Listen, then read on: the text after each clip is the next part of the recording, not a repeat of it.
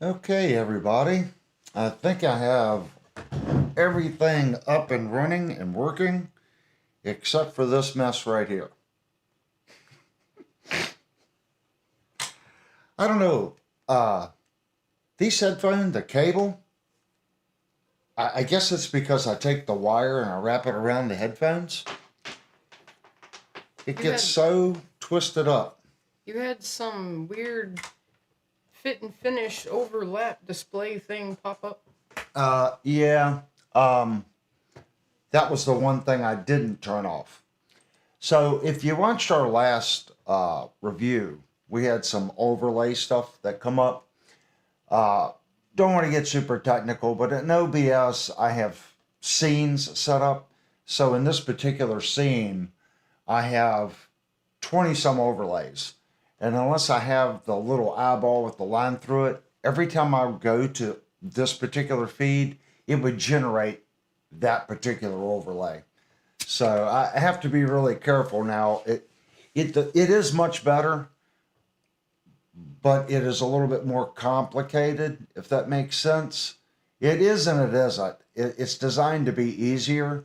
You just have to make sure everything is set right before you start the stream. Um, I was wondering what had changed in OBS.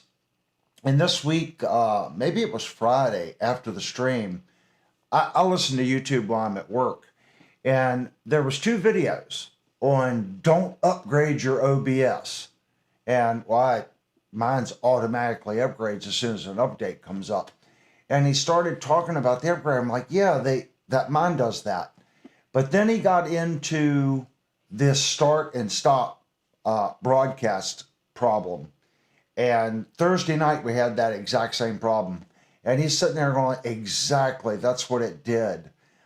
Tonight it did not do it, and I have not updated it. And it has something to do with Windows 11, which now I'm on, and YouTube. So hopefully they're going to fix it tonight. Didn't have any problems. Basically, Thursday night, what happened, I hit go live. As soon as it hit YouTube, YouTube went go live in broadcast. The video wasn't even 1 second long. So it was kind of funny that on Friday I'm watching YouTube and it comes up, don't upgrade your OBS, stick on 5.3, whatever it was, the prior version. Evidently, they made some massive changes. If you use OBS and you have a Mac, he recommended not upgrading because a lot of the add-on tools, I forget what it's called. Let me look at docs. Um, it's something to do with your docs, your add-ons. If you use a separate micro or macro or whatever that is to overlay your chat and stuff, and you use a Mac, he said don't do it because they changed all the protocols and none of your plugins are going to work until these plugin people that created it do a fix. Just letting you guys know. Look into it before you hit the update window or update button on your OBS. Okay, how many people do we have in here on? According to mine, it says 11. Cool, 11 people. I do have the chat up in OBS now, but I do still prefer the chat window and stuff on YouTube. It's a little bigger and I get some analytics. And OBS, I don't get the analytics, so I can't tell who's watching. I have been watching the streams, and I really do, guys. I like this camera angle right here. And I kind of got it set up a little different tonight. I think someone actually bumped it because now it's showing a lot more of the desk. It's pretty, it's quite tight in this area right here.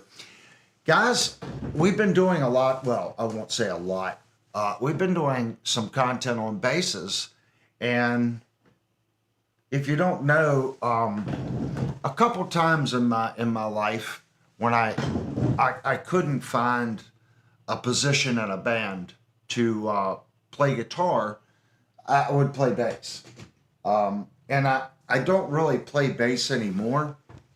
But Linnell come up to me about 3 weeks ago and said she wanted to get a bass. And I was like, yeah, that would be cool. I have one if you want to play it. And she was like, well, that thing's huge. Yeah, I need something shorter. So we got her the little Ibanez micro bass. And it's a cool little bass. So I started playing that bass, and I'm like this is really cool. I forgot how much I actually liked bass. So I went in, I grabbed my bass, and we're plugged into her little Ampeg. If I can't play her guitars, I'm at least going to play her amp. So I'm plugged into her little Ampeg. And if you notice, I have no mics in front of it tonight, no microphones. So the only other mics are in the room would be this one and this one. So we're doing a direct out.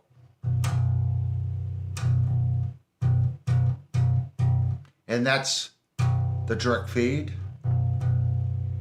And if I want to get technical about it, let me drop this down to Unity. Didn't have much time to set everything up, so I'm going to bring this up to like 17 dB.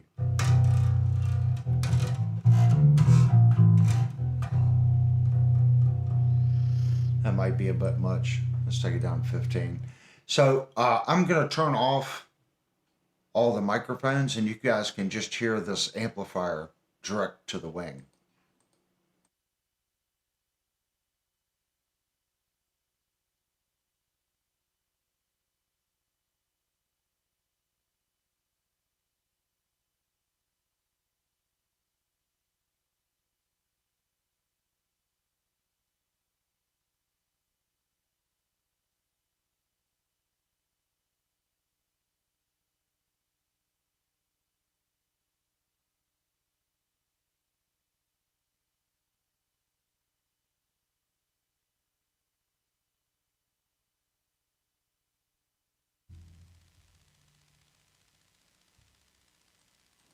Sorry guys, lots of buttons. I forgot to unmute the mic, unmute the amplifier.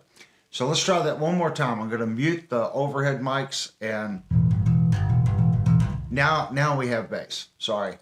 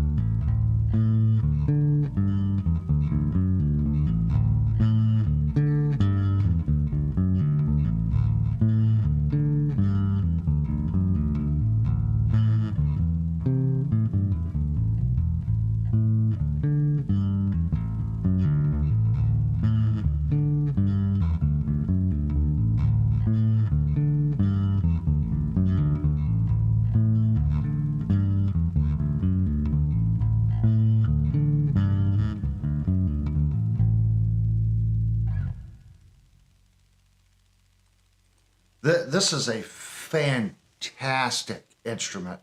When I say fantastic, it's a fantastic bass. It is such a shame, and I'm guilty of it too.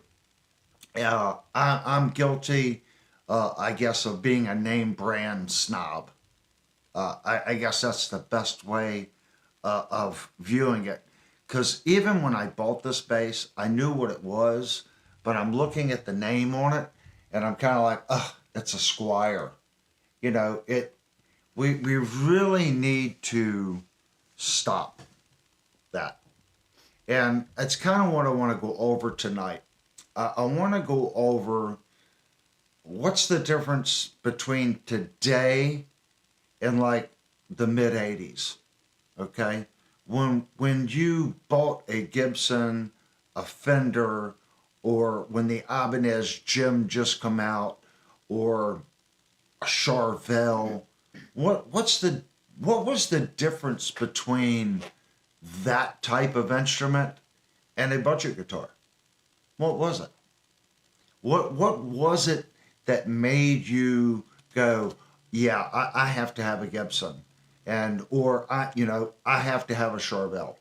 I like Fender, but I want the Charvel because it's everything Fender hasn't done. Charvel is fixed, and it's made an awesome instrument. Or maybe it was Ibanez. This is the next type of guitar. It's not my grandfather's guitar. This is a freaking Ibanez.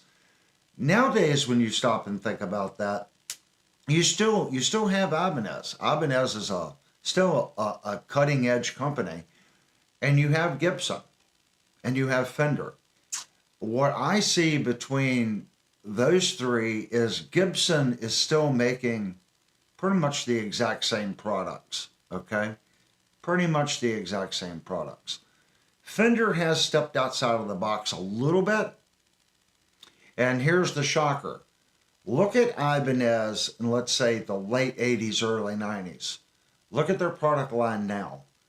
I'm not going to say it's the same, but I believe they found a nice, comfortable balance between the people that went into the store and saw the Jim. Oh, it's a Jim. Check that thing out. Because they still make it. But they've made an improvement to it. Now we have the Pia. But you can still go get an RG, just like the ones they made in the late 80s. But yet Ibanez has also pushed the envelope on, 7-string instruments, 8-string instruments, 6-string basses, 5-string basses.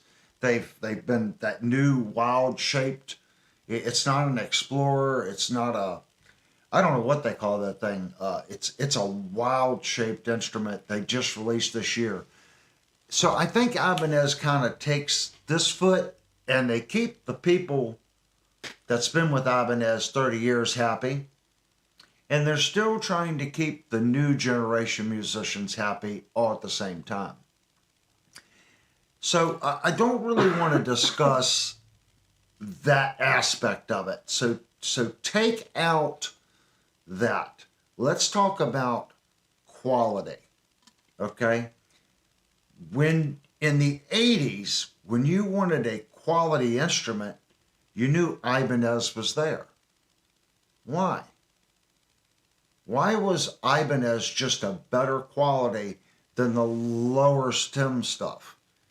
The late 80s, believe it or not, is when CNC started entering guitar. Guitar manufacturing is way behind all other wood product manufacturing. It is. I'm in manufacturing. They're probably 15 or 20 years behind technology. Okay? If I go into Woodcraft or Craftmade or Aristocraft, if I go into some of these plants and I look at their automation and their CNC programming and their machines, it is far more advanced than what Gibson, Fender, Ibanez, Cortex, and all these companies do. There's a reason for that. There's more profit margin in building cabinets, kitchen cabinets. There's more people buying kitchen cabinets, so they have to produce them faster. So in the 80s, you still had a lot of guitar companies using pin routers making guitars. And a pin router was it says just there was a pin on the table, and you had a template that wrote on that pin, and it would route out manually, like you would trace it. There were still a lot of companies, even into the mid-90s, still using pin routers and overhead routers, and let's face it, big, large belt sanders to do the necks. Gibson still uses a wide belt sander to do their neck. Gibson still uses the belt sander that goes across like this, that you have this little hand tool, and you put it on the belt and you push down it on the table. But the belt is spinning. The belt's like 200, it's huge belt, real wide. But where you put that block in the belt and where you push on the material, that's where it sands. They still sand some of their tops like that. In massive production, you have what's called time savers. You put the product on one end, it scans the product, and then these little sanders come down, whether it's drum, roller, pad, disc, whatever, and it sands it and it spits it out the other end. We're not quite there yet in guitar. Where I'm going with this is when you looked at Gibson, okay, you thought you were getting, or you knew you were getting, a quality instrument because that's what they did. They made quality instruments. When you looked at a Fender, American-made Fender, now, guys, this is the mid-'80s, okay, early '90s. They were making good stuff. Same with Charvel, same with Jackson. These companies made very high-end guitars, and they were 60%, 70% still done by hand in manual routers. If you looked at the imports back then, that's how they were made. But the skilled labor in these companies, you know, Cortex was just starting out. Small company. They didn't have the experience that they have now. So they're trying to figure out how to manufacture guitars with skilled people. I think that was the difference, okay? Then, just like when Gibson moved from Kalamazoo to Tennessee, Gibson quality just fell apart. Why? The people in Tennessee weren't guitar builders. They could have been woodworkers, but they weren't guitar builders. They had all new machines. It took them a little while to figure out how to build that guitar and get their quality back up. So when you looked at a Fender, you were expecting to get X. When you looked at a Jackson back then, a custom Jackson, because they were all custom back then. There wasn't a production-made Jackson. There were guys physically in the plant making these guitars. Same with Charvel. You expected high quality. You were paying good money for it. So where was the import in the mid-tier instrument then? It was really a mid-tier instrument. There was less hand time spent on it. Okay? That drastically lowered the price of the guitar because there was less hand time. Hand time is what's expensive. That's also what takes the guitar to the next level. With that all being said, now let's think today. What separates the high-end guitar? We'll put PRS in there. Let's put Tyler in there. Let's put Kiesel in there. Let's put all these companies. Now all these companies have CNCs.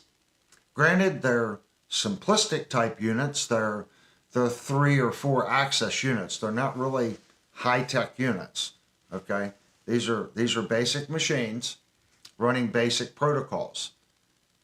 Now let's look at China, Indonesia, India, North Korea, and Japan. Even Brazil, Mexico. Okay? Where's Peavey made? It's Hungary or something? Czech Republic. Huge guitar plant in Czech Republic. They do a lot for Peavey.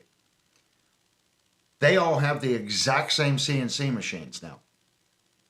So what separates that $3,000 Gibson, the $3,000 Kiesel, the $3,000 PRS versus the imports? Stop and think about it. Now, I'm saying take the name off the headstock. Let's take the name off the headstock. And I put a very nice Eastman in your hand, okay? And I blindfold you. And then I give you a Gibson Les Paul, and I'll give you an ESP, all LPs, okay? Let you play them. Which one do you think is going to be better? Would you be able to tell the difference? I guarantee you, you could have been, you would have known the difference in the late 80s, mid 80s. You would have felt it in the frets. You would have felt it in the neck. You would have felt it. But today, with everyone using CNC, and it's been out, the guitar industry the last really 15 years has been using CNC, maybe even 20. And it's really reared its head in the last 10 years. So now you've got all these smaller manufacturers filling orders for smaller companies, and they're learning it. Okay? AI, Fusion, Mastercam, all these programs have gotten really good at writing CAM protocols for these machines just off of an extruded drawing. So the need to have someone there that really knows woodworking and tooling speeds and table feet per second versus revolutions on the head, it's not like it was 30 years ago when I started. You had to calculate your tool speed, your feet per minute. You had to slow the machine down in the turns. You didn't have down and up spiral bits. You didn't have vacuum tables, so you had to have fixtures. Now you got a vacuum table, you throw the little slab on the table, and it doesn't matter if you clamp it down. There's a vac table there. It keeps the scrap from flying off the machine. It keeps it pinned to the table. You don't have to calculate to pick up and go over that fixture that's holding that slab down and leave little tabs that then have to be broken and sanded off. That increases time and speed. That's what it does. So if you look at an Eastman's $1,300. A Gibson, probably $3,000. That Eastman is a very good instrument. So is the Gibson. If you're not a Gibson fanboy, I get it. But Gibson does make a good product. And everyone poo-poos Fender right now. I kind of get it. Fender kind of, what's the old saying? If you put a dog in a kennel, he won't poop in it because he won't poop where he sleeps. Well, Fender decided to do exactly like that. They crapped exactly where they sleep. I'm not going to say one thing. I think they have a right to protect their intellectual property. They designed the Strat, or they made it popular. But where were they for 30-some years? Not only that, in the U.S., it became public domain. Right, wrong, or indifferent, I'm not here to argue it, it became public domain. The court said everyone owns it. All these companies come to light. Charvel, of course, Fender bought them. Jackson was using that headstock, Fender bought them. But all these companies that started, James Tyler, what's the guy that used to work at Fender and then quit, John Suhr, or whatever his name is, all based on what people wanted, but Fender wouldn't make it. Well, that's an opportunity for an entrepreneur to go, hey, you want that? No one's making it? How many people want it? I think I can make that product.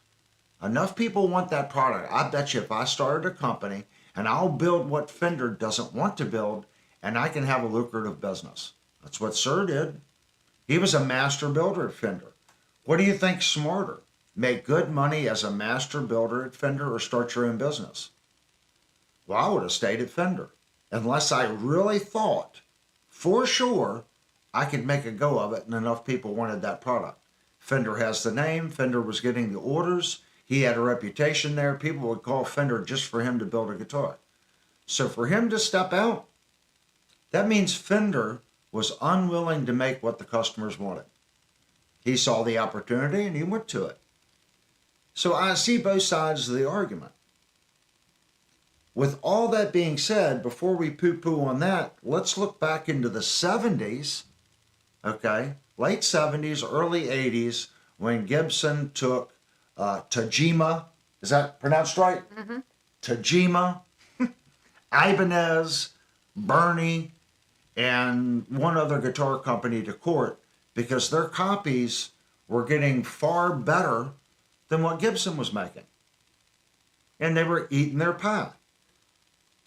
Were they direct copies? Well, some of them really did have really close copies to the headstock, like the Bernies, but it said Bernie on it. It's not like it said Gibson. It said Bernie. It said Tajima. said Ibanez. I have no problem with that. And if someone in this stream has a Gibson, okay, you own it, but I don't want it. I don't care if you tell everyone, hey, I know it's not a Gibson, it's a Gibson. I disagree with that. Somebody and employees worked hard to create that name for that product. Whoever that company was that built that Gibson needs to put their name on it, or put Gibson on it. But don't put Gibson on it.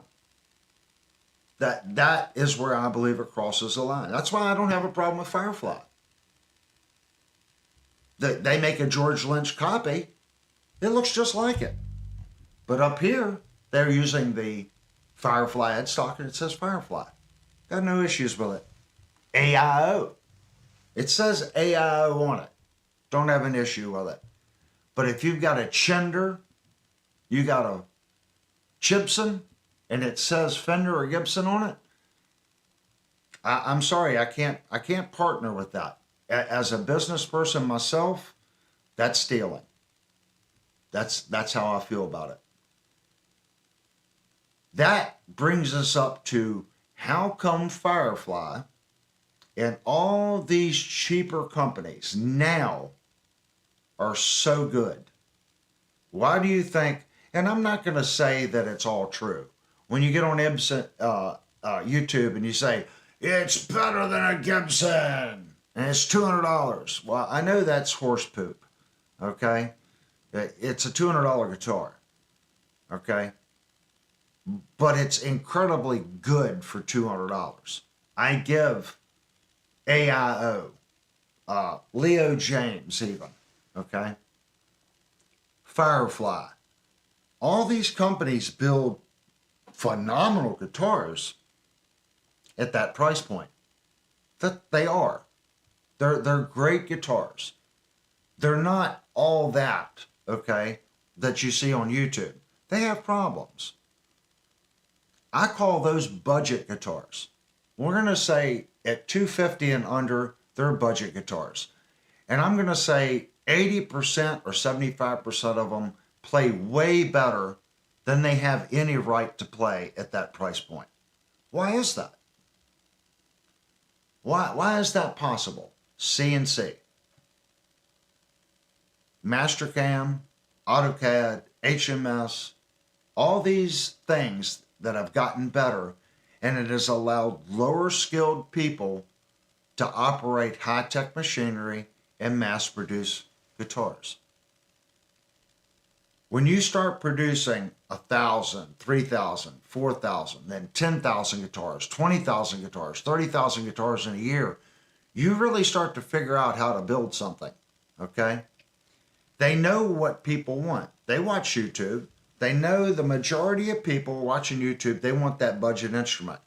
So they're willing to put a cheaper pickup in it, or cheaper this or cheaper that, to keep that price point down. So I think that covers the budget. Now let's get into, like, let's say $300 to $600 price instruments. Okay?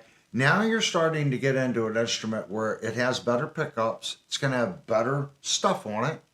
Okay? A little bit better tuner, a little bit better pickup. It still plays phenomenal. That's a little better. Jip Boy said Toman has a seller contract with Gibson and Fender and is violating the contract. The whole Fender thing is not known well. Gibson's going after Chilcat now as well as Toman. Yeah. Toman as well. Yeah, I'm not a lawyer, okay? I don't want to. What I'm trying to say is, when Gibson originally did it, those weren't direct copies, but in the late 70s, we didn't have it's the headstock. And why did the headstock mythology thing come around?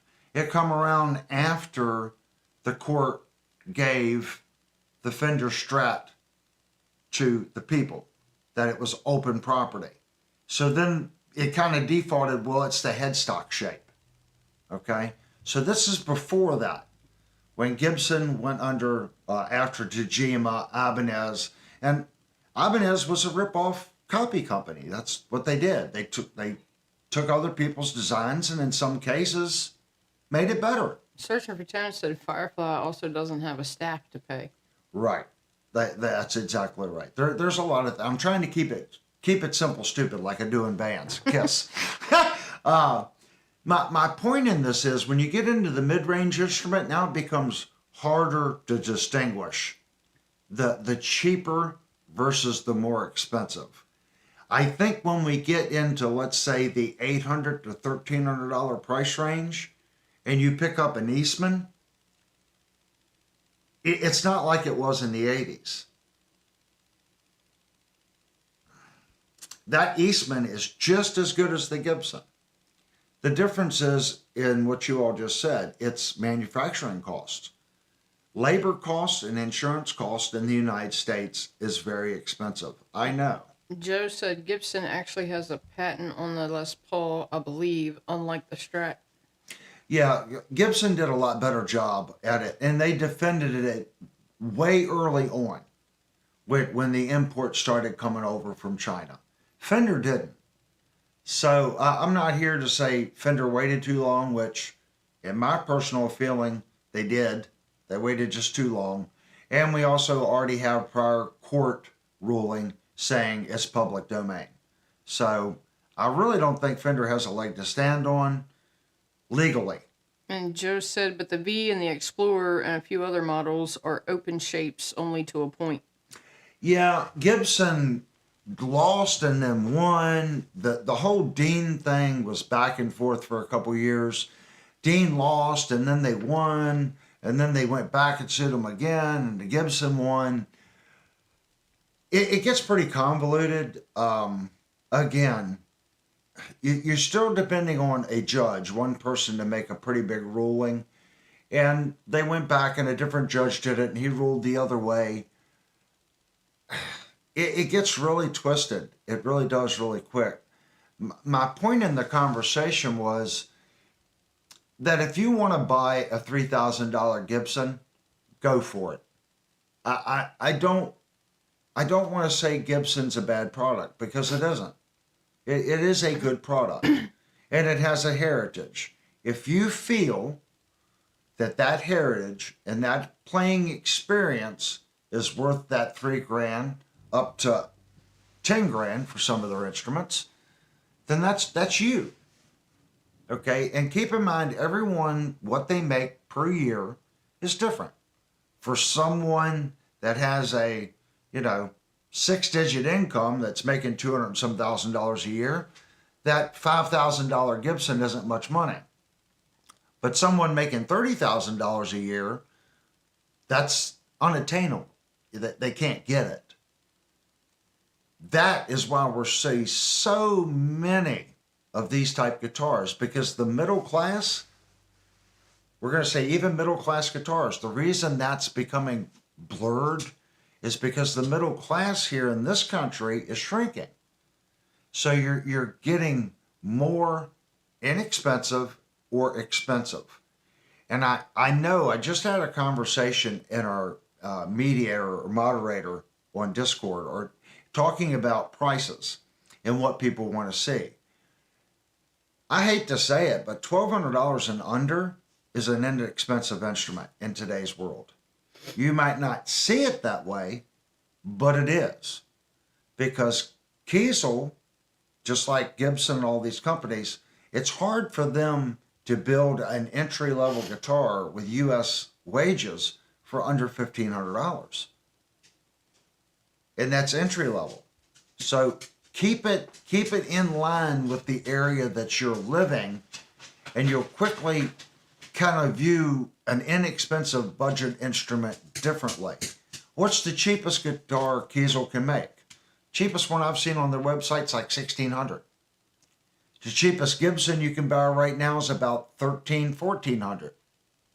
The cheapest Fender that's USA made is going to be right at $1,800, $1,700. Social Return said, I just bought a $2,000 Fender parts caster. Yeah, I believe it. Not saying anything, man, but parts casters have no resale value. Now, you could buy it because the parts are worth X, But if I go out and I buy $5,000 worth of parts, American Fender parts, and it wasn't assembled and that serial number means nothing, it's only worth X to somebody willing to pay you that. And that's another problem the industry has. You know, if you go out and buy a $900 Sire, it's a solid guitar. Okay? If I go out and buy a $2,300 Gibson, it's a solid guitar. The Gibson's going to resell for more money. And right now, if we wait 15 years, the Gibson's going to sell for more money. Maybe even be worth more than its original purchase price. What will Sire do? Right now, it's going to, according to what we've seen in the last 8 years, it's going to continue to get cheaper and cheaper and cheaper. That doesn't mean that it won't be like PRS. PRS scratched and pulled their way out of it. Now people look at an older PRS, well, it's a PRS. He says he They doesn't. have some lineage, if that makes sense. He doesn't care about resale. He doesn't plan on reselling something. Yeah, I'm a YouTuber, so sometimes I have to think about resale. But as a guitar player, you shouldn't be buying an instrument thinking about reselling it. Does that kind of make sense? If you're thinking about reselling it, then it probably isn't the instrument for you to start with. Maybe you're going, I don't know if I like this thing. I wonder if I don't like it, if I sell it. Jip Boy said, I agree. Cost and budget and CNC has gotten better. Also, he owns close to 500 guitars. Oh my gosh. You might have set the channel record. He said he's a collector as well as a player. Okay, do you have one of these? If you get one of these, buddy, your collection is intact. An Annoying Critic says, what do you think of Dylan Talk's tone finding Harley Benton had a lot of moisture in the body? A lot of that can be from their supplier. Okay. Now, granted, these are fast guitars. Okay. When I say fast, I mean they're fast guitars. I'm going to change cameras. So these are fast guitars, guys. Yeah. When I say fast, they're built fast and sent out fast. Wherein Kiesel and Gibson, these companies, they're fast, but they're not fast. Gibson, Fender, on their custom shop, they try to get material in that sits on the shelf for X amount of time, usually a year, 2 years. A fast guitar company, when they get material in, it's going to sit there for X amount of time. It's got to be manufactured. It could have been their supplier or their ovens or whoever checking the material to make sure that it's at a certain humidity, and someone just dropped the ball. There's a lot of factors. Or they ran out of wood and they just had to go into something. Well, this isn't technically ready. It hasn't been here long enough, but it's the best we got and we have to fulfill orders. I hate to say that. It happens where I work. Sometimes you just don't have a choice. You either call them and say it's going to be 6 more months and pray they don't find someone else, or you cross your fingers and you use what you have and you pray it's going to be okay. Technically, an honest company should call the vendor and say, technically our stuff isn't to spec, and see what they say. Do you still want us to make it?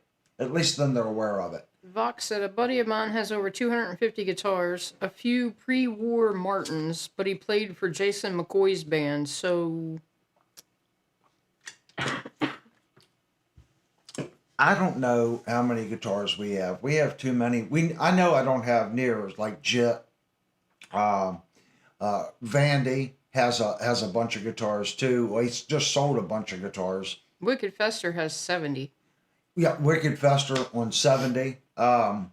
That's a crazy amount of guitars. Well, maybe he's got 69. He said he just gave one away. I don't know. I know we were up near 50 at one time, and we've sold a lot of guitars. The issue that I see with having that many guitars is it's really hard to keep up with them all. And that is a number. That's the number one thing. It's hard. It's hard to keep up with all those instruments, if that makes sense. Let me change my microphone here, guys. If I had more room, it might be a little better. But in this room, we can have seven guitars out here. So on average, there's seven playable guitars at all times in the living room. And we've got everything from Ibanez RGs to Fender Telecasters to Schecter Avengers in this room. So you pretty much have a little bit of everything in this room to play. Exact same thing with amps. We got a very traditional Egnator, a Fender Modeler, my rack amp, the Ampeg, the SWR, and then of course we have the Line 6 Stomp stuff. So we have a pretty good palette of different things we can plug into to get a good sound. A lot of people don't have all those choices. That's why I always tell people, if you have to pick, put your money to your guitar. And that's where the whole stream was going. I think in today's world, when you go into the store, I think brand loyalty nowadays isn't what it was. And I think the new Fender thing that's going down and Gibson, I think this newer generation is seeing things a little differently. Ike said, today I picked up a 2010 American Standard Strat, candy apple red, new, pristine. She asked $200. Woot for me. Wow. Occasionally you'll run into things like that, man. Somebody just doesn't know what they have. And you can get a steal of a deal on it. That's only happened to me one time, and I didn't get it because it was a Gibson. And at the time, I was just not a Gibson Les Paul fan. And it was a guy that I knew, and he needed some money. And he offered it to me dirt cheap. It was a Les Paul. And I said no. And I look back on it, I mean, I should have just bought it because now that guitar would be worth X. And I've said this before. I used to always say I wish I still had my Gibson Kalamazoo, Michigan custom shop guitar again. And then I stop and think about it. What do I really mean by that? Do I wish I had the guitar because I liked it? Or do I wish I had the guitar right now because it's worth like $3 or $4 and I could sell it? Jip Boy said, so let me explain. I'm a signed artist on Atlantic. It's not for everyone, LOL. Yep, keep up and storage and insurance on them is hard. Yeah, the insurance is what kills you. Hey, I just saw Johnny B come in. Hey, Johnny. Yeah, we should probably, now that Jit says that, that's something we should probably do is update our homeowner's policy. Because, guys, as you buy equipment, you really need to tell them if your house burns down and you haven't updated your insurance in 10 years, when you go up to them and say, well, I just bought a custom shop Les Paul, they're going to go, I don't see anything on your insurance about that. Annoying Critic said, I got a Fender FMT for $350. Can't turn that down. You got an FMT for $350? And Ike said that Ike's the one that got the American Standard. He said he was on his morning walk and he saw a yard sale at 7 a.m. He couldn't believe it. And then he said, I don't need more guitars. Yeah, we don't need more guitars either, but there's going to be several more coming here this week. I was talking about, we were having a conversation in our moderators thing at Discord. That's so the moderators can kind of talk on, the moderators and you guys all kind of steer the ship here. And I really do try to do cheaper instruments, expensive instruments, mid-grade stuff. I really do try to do a little bit of everything. I try to keep everybody happy. I can't keep everybody happy because there's always someone that's going to poo-poo anything you do. But we are going to do a couple more budget guitars. We just did a budget guitar this week. I think it did really well. Is the guitar perfect? No. But it's a $300 guitar with a Floyd Rose bass tremolo, that actually stays in pretty decent tune. Again, I said this earlier. Where's the guitar's weak point? It's the pickups. It's a $300 guitar. Pickups are weak in it. Could you make the guitar better? Sure. Change the pickups. It's going to make all the difference in the world in that guitar. The next issue is, everyone knows, the inexpensive bridges like that. It's made of soft metal, so the knife edges are going to get a little loose on it, and eventually you're going to have to put a better bridge in it. But it's a $300 instrument with a floating bridge. Incredible. And it has conventional frets. You don't have to worry about the ball end frets. Don't look at ball end frets. This is something else that everyone here needs to really pay attention. Don't look at ball end frets as an upgrade. Look at it as they're selling it to you as an upgrade, but it is cheaper for the manufacturer to do that. Okay? So it's a downgrade on their end cost-wise, and they charge you or make you feel that it's an upgrade on your end. It's less man hours, less hand time on the instrument. And what do I always say? Less hand time means exactly that, less hand time. Somebody didn't take the time to fine tune it and really dial the guitar in. That's why it was done. That's also why the frets go like this down the fingerboard on every ball end fret guitar, because they are dressed and cut the length long before they're pressed in, and you can't press them in perfect. I've never seen one that lines up perfectly. They always have a little jitter, and if that doesn't bug you, it doesn't bug you. To me, I have OCD. I want the frets on my guitar to be straight. The next issue is they never go all the way out to the end. They're always a little shorter, and since it's a ball end, you end up losing probably 2-3 millimeters of playing area with a ball end fret. But if you like them, then that's you. Just keep in mind, they are saving money by doing it. When you get into mid-price guitars, that's what we were talking about, there's a lot there too. I see YouTube's analytics, and I know how this channel was started, and I don't want to lose my roots, but at the same token, I don't want to be focused on one particular thing. And I watched the chat. You guys said you wanted some more pedal stuff, so I went out and got some pedal stuff. I really do pay attention to what you guys are looking for.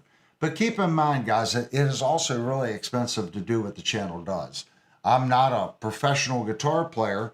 This channel was started just because I got so sick and tired of watching these YouTube channels tell me this Firefly was better than a $2,000 Gibson, or this Leo James or this IYV was better than a Fender and a Gibson. And I got my first Firefly, and I immediately knew that, yeah, that's what I thought. This is all just horse BS. And if you go back and watch our first Firefly review, I said it was a horrible guitar. It was a horrible guitar. High frets, bad electronics, tremolo wouldn't stay in tune. I couldn't understand what people were talking about, but that's what started the channel. We did several videos on how to fix it. And here we are today. What have I learned? This is where I'm going with all this that we just talked about. What have I learned? I've learned if you have, let's say, $500 to $800, you can buy one heck of a guitar. Okay? Just don't go into that store with a predetermined, I want this. Okay? Go in with $500 to $800 and play every guitar there. Play it in a couple different amps, and you're going to find a couple that you love the sound and you love the way they play. Now here's the kicker. You got to find one that you love the sound, you love the way it plays, and you have to be able to look at it and go, I want to play that. Because if it's fugly and it's just not something you're into, I don't care if it plays like $1 million and sounds like $1 million. But if you look at it and go, oh, that's so fugly, you're not going to pick it up. It's got to meet those three things. You have to look at it and go, that's a badass guitar right there. Okay? And then after you pick it up with that feeling, you got to go, man, this thing sounds badass. And then after it does that, you go, man, this thing plays badass. If you find all three of those, that's your guitar. And I guarantee you, you can find it between $500 and $800. Will it be the Jackson that you went in and go, Jackson's the best? May not be. Will it be, let's say you're a EVH guy. Is it going to be that? Maybe not. Maybe may not be a PRS. You might get there and it's a Gretsch or a Squire or a Sire or whatever, a Tamaji. Tajima. Sorry. Keep pronouncing that damn company wrong. Mr. Fats said, Avery is right. For like $1,000, we can buy the best guitar / gear, then spend $1,000 on a bunch of cheapos and Fireflies, Leo James clones. I know. And I don't want to put anyone down for buying the guitar we just reviewed. I know if I put $200 in that guitar, you give me $200, okay, for a set of guitar head pickups, and I'll put a Godot bridge in it, and give me 13 hours of labor on it, and I'll make that guitar play like $1,000 guitar, $2,000 guitar. I can do that to that guitar. Joe said, yeah, I have a USA Charvel Model 2 Telly eating my brain at the moment, rolling on the floor laughing. Yeah.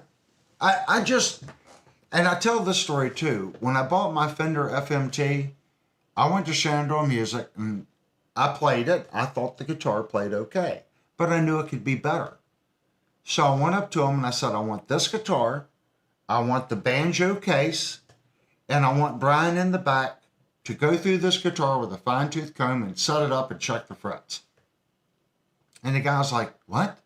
I said, I want Brian to go through the guitar, check the frets, make sure this guitar is 100%, and I want the case. How much for a high-end setup, check everything, make sure it's good, the guitar and the case. They gave me a price and I said, deal. And a lot of you guys even said, what in the world would you do that for? You work on guitars.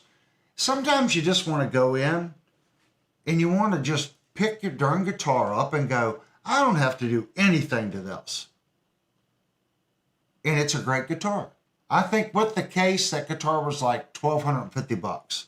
With the case, the setup. Now that guitar is like $1,150, just the guitar without the case. Ike said the Tajimas and Quartz are really nice guitars. There's a small shop here that has both, and I've been impressed with the price and performance. Yes. Both of those companies no one knows about. Tajima. I'm looking in there because I keep saying it wrong. And Court. Guys, we're going to review one of their products. We've done Court, but we're going to review one of their products. It is coming. Okay. All I can say is, if you don't know who they are, look them up. They have been making guitars for many, many, many, many, many years. It's a great guitar company. And they're just like they're not like it's not a budget guitar company. They make high-end instruments. That's how they started. They started making really nice stuff. Then they started making guitars. It was really nice stuff. And now they're doing an import line, okay? And their import line is very inexpensive, but it's good quality guitars at a very affordable price. So I think there's a misconception on YouTube when people go, oh, it's a budget guitar. It's a Leo James, it's a Firefly, it's an IYV, it's a Grote, okay? There are other budget guitar companies out there that I feel just do a better job than all those other companies I just mentioned. Let's name two right now. Jet. For $229, you can buy a Jet that you don't have to replace the pickups in. the guitar is good out of the box. Is it great? No, it's a $220 guitar. But it's a guitar that the pickups are good enough for distortion, cleans. It's a nice guitar. Could you play it out on stage? Absolutely. Could I play the Leo James that I reviewed this week out on stage? I could. I wouldn't be comfortable with it. It's just too muddy sounding. Jet makes that guitar. Woo! Thunder. I know. I'm missing Guys, you my just heard that. They're missing- calling for bad thunderstorms tonight. missing my opportunity to sit outside. Tajima, another company, you can buy a nice Tajima for $300. And you don't need to replace the pickups. You don't need to replace the tuners. It's a solid guitar out of the box. Another one, we gave it to Steve here in the chat. He won the lottery on that. Gretsch makes a heck of a $299 LP style guitar. Good tuners, decent sounding pickups. It's $299. I think those are money better spent than buying a Firefly or a Leo James. If Leo James would have taken the guitar I just reviewed and they would have put the Monsoon pickups in it, I think that guitar would have been in 5 minutes of fret dressing. That's all they had to do. Hey, Yeah. for Blue Monks, can you make a plug, I guess, for his buddy Rob and him for their live show on Sundays? They're trying to get some other live improvisers to join them as well. I guess if he wants a plug, I mean, I watch those guys. What's the name of the channel? It's I don't know. I don't watch too much YouTube. I forget what the channel is, but guys, I've mentioned them a couple times. They have guys that just come on and jam, and I don't know if they're other influencers or just people that they know. I think that's probably some of the best learning tools and practice that you can possibly do. So the one guy just picks a key and they have something that's auto-generated and they have to play over that key, okay? And sometimes it goes well and sometimes it doesn't go well. I personally think it's great what they do. I haven't watched them lately just because if you guys can't tell, I've got guitars down here at the shop that really need to be done. But in summertime, it is an insane amount of time for me to take care of everything. The channel name is Decide. DCYDE. Oh, okay. Decide is the channel. So, yeah, I think what they do is great. So that there's a free plug to those guys. Not YouTube's a hard place, guys. Understand. And I get it. I see channels, that are rooting. You don't see me say we're, three. I mean, I want 3,000 subscribers, but I don't care if I get there or not because that's not what the channel's about. I don't care about views. I don't care about subscribers. And I don't really technically care about the funds that it generates. It would be nice if YouTube paid a little more, because I spend a lot doing what I do here. But I don't do it for a living. So it's difficult. If you've got a channel, it's just one of those things. It's not necessarily that, I hate to say this, it has nothing to do with the quality of entertainment and the quality of your broadcast.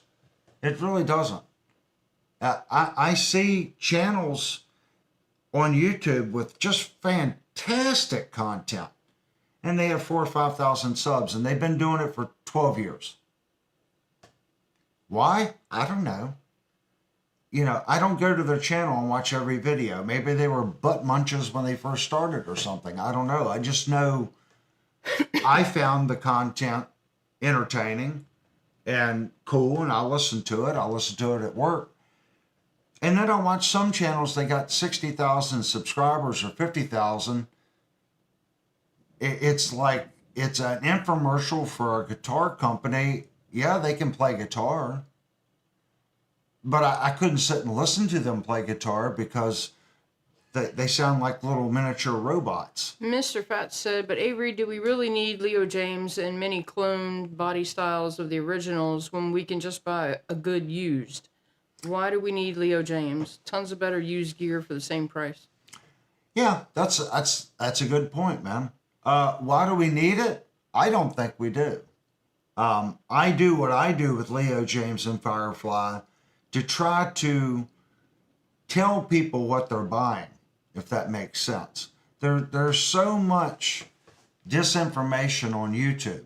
And I'm going to say disinformation because some of the channels, I'm not saying these guys are phenomenal guitar players, but they have enough talent and enough know to know that it's not a great guitar. But they tell you that it's a great guitar and there's no fret buzz and it comes great out of the box and it does this and it does that. That to me, and they say it in a way where it's kind of true, but it's kind of not true. It's kind of deceitful. And that's really why this channel was started, to kind of, I will tell you what I think. The Leo James we just reviewed, it scratched. So you know what? At the end of the video, I showed you guys all the scratches on my hands. That guitar doubles as a steak knife. That's what it does. It was far worse than any other Leo James, fret-wise, on the end dressing than any other Leo James. But it was better, fret-wise, than any other Leo James because it had conventional frets and they did a better job of leveling the frets. Even though they did absolutely no fret dressing and they put crappy pickups on it. They had to hit a price point. So to hit that price point, they got you on the fret dressing and they got you on the pickups. But when you turn on YouTube, that's all you hear. Sure, going and buying a used instrument may be the smarter thing.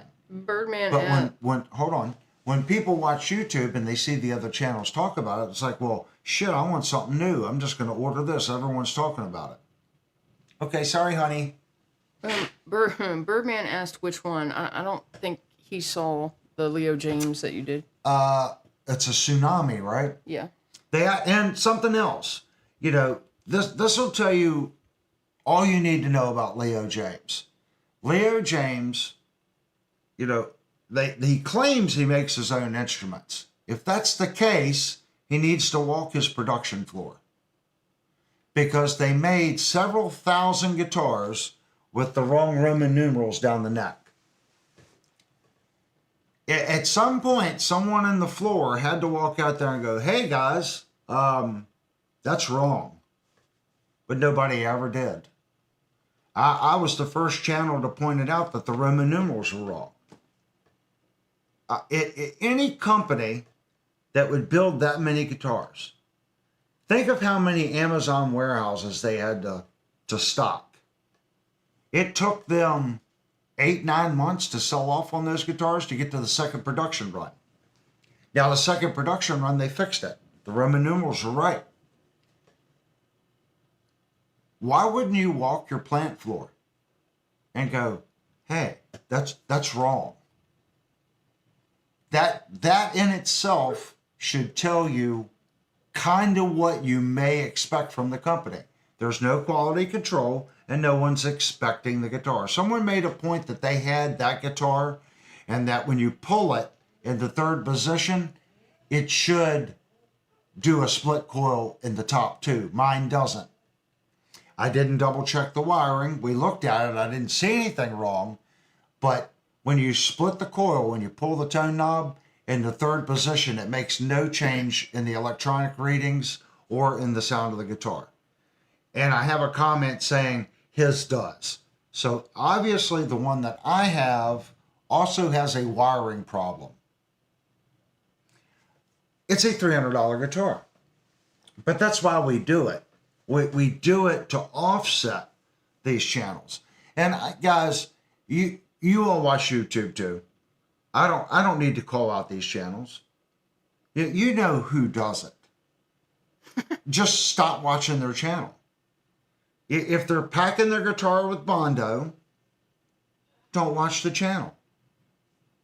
It's really, I mean, you don't put Bondo in the guitar. You don't glue a bunch of chunks in it and drill through the chunks and glue to put a fixtail in. Mr. You Fritz, don't do it. so that makes sense. If the Roman numbers are wrong, what else is wrong? We wouldn't buy a car with the wrong VIN number. We would think the car was stolen. Right. I mean, who would buy a car that they mounted the left door on the right side? Oh, it's just it fits. Trust me, just slam it really hard. You know, oh, I got the donut tire. The real tire's in the trunk. We put the donut on it for you. You know, you can see it, you know, in their ad on the guitar. And I actually saw some YouTubers say, you know, I can live with that. That's okay. It's cool. And one of the other channels, I'll never forget, they got this guitar. I don't remember if it was one of the Toaster. We'll call them Toaster guitars. But he's demoing the guitar and he's shredding on it. And he pulls it. And he goes, see, it's got a push pull too. And they did this for you. If you want to split the coil, you can.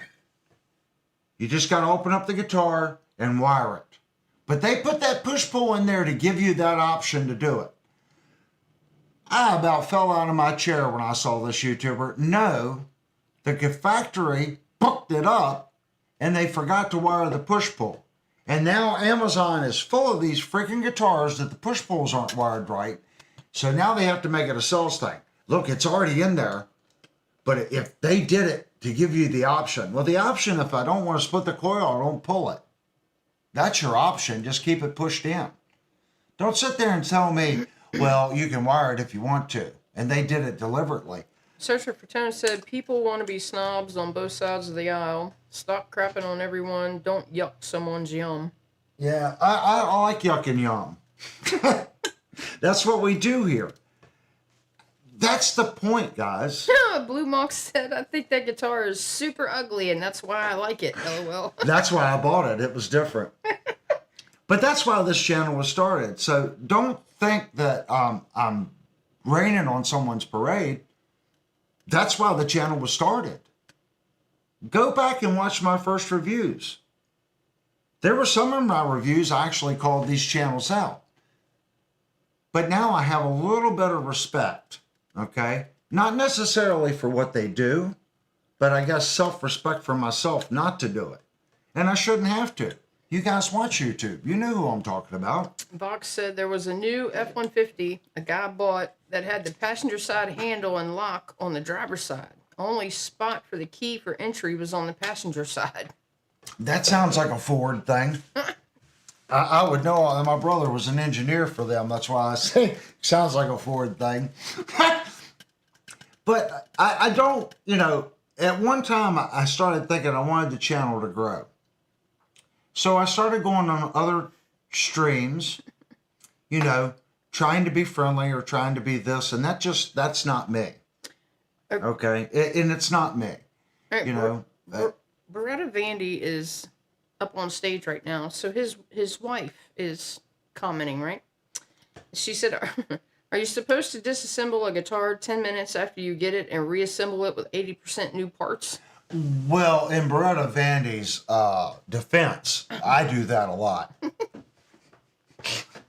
A lot of times, this is no joke. That's why I always qualify.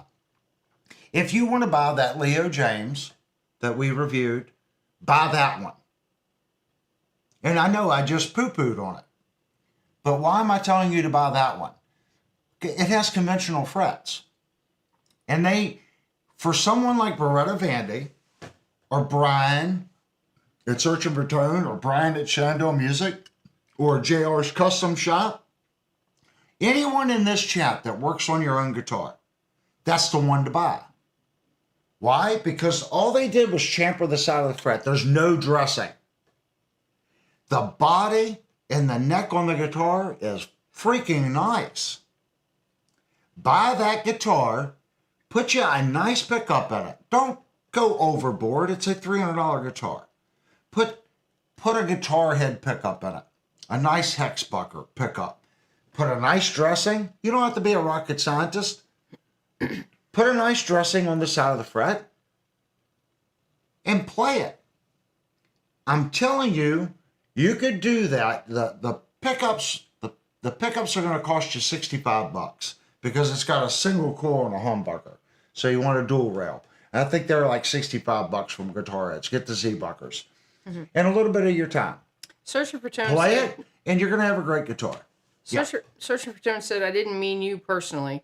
I just mean the guys who own $2,000 PRS crapping on Firefly owners, as well as Firefly owners saying a Gibson is a waste of money. Yeah, I try to look at both sides too, man. The only thing that really gets me are the channels that do it.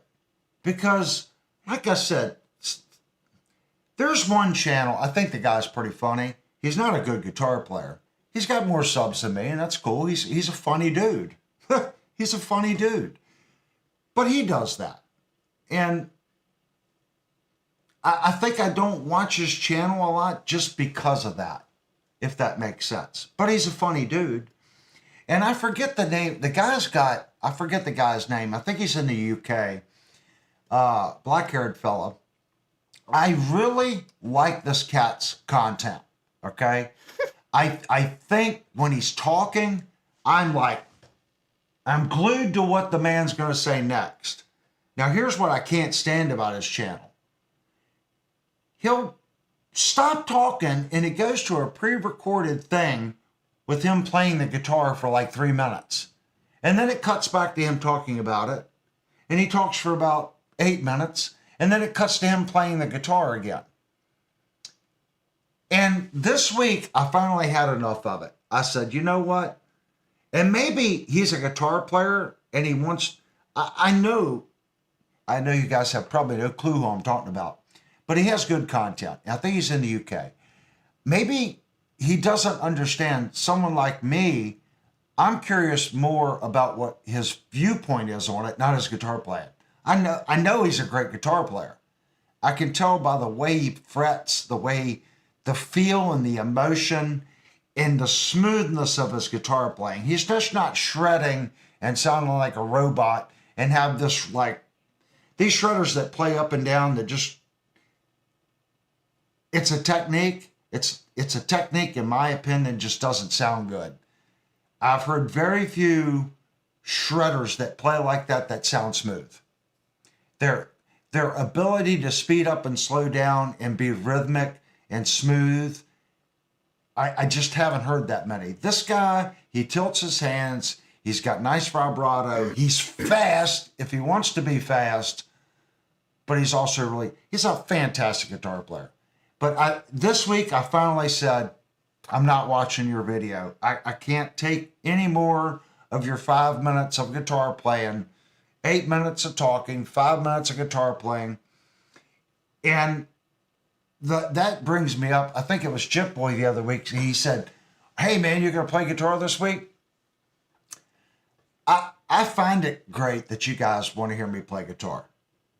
I don't consider myself a good guitar player. I consider myself a review channel. And I say that even in our reviews. I'm going to do my best to review it. What's the old saying? I try to stick to my strong points. And I think I try to do that. I'm always asked the moderators in Discord, am I doing something wrong? Am I coming across wrong? Because there's maybe someone that takes me the wrong way, or maybe it's an inflection that I'm putting on something. So I always ask, believe me, guys, I don't dislike any channel, them personally, okay?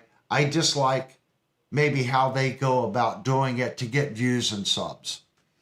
I don't know if some of these channels buy subs, or Linnell was talking about that the other day. How in the hell do you even buy a sub?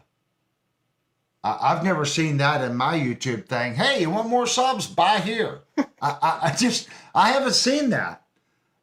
I mean, hell, if I saw that, I might buy a couple thousand. Oh my God. That's cheating. I don't know. But what I'm saying is, how do you do that? And I don't know how you do that. But I've heard other people say he's buying subs. I don't know how you do it.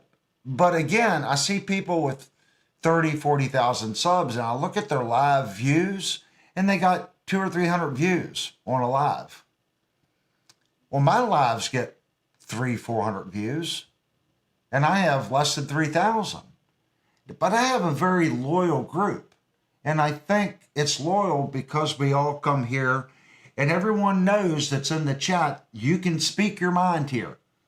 You know, we're very fortunate that we have adults, for the most part, that come in and we put on our big boy panties and we can have a conversation with someone that may have a different viewpoint that we don't have, and listen to it and talk about it. DMT guitarist said, "I'd rather have 10 real subs than 100,000 fake ones."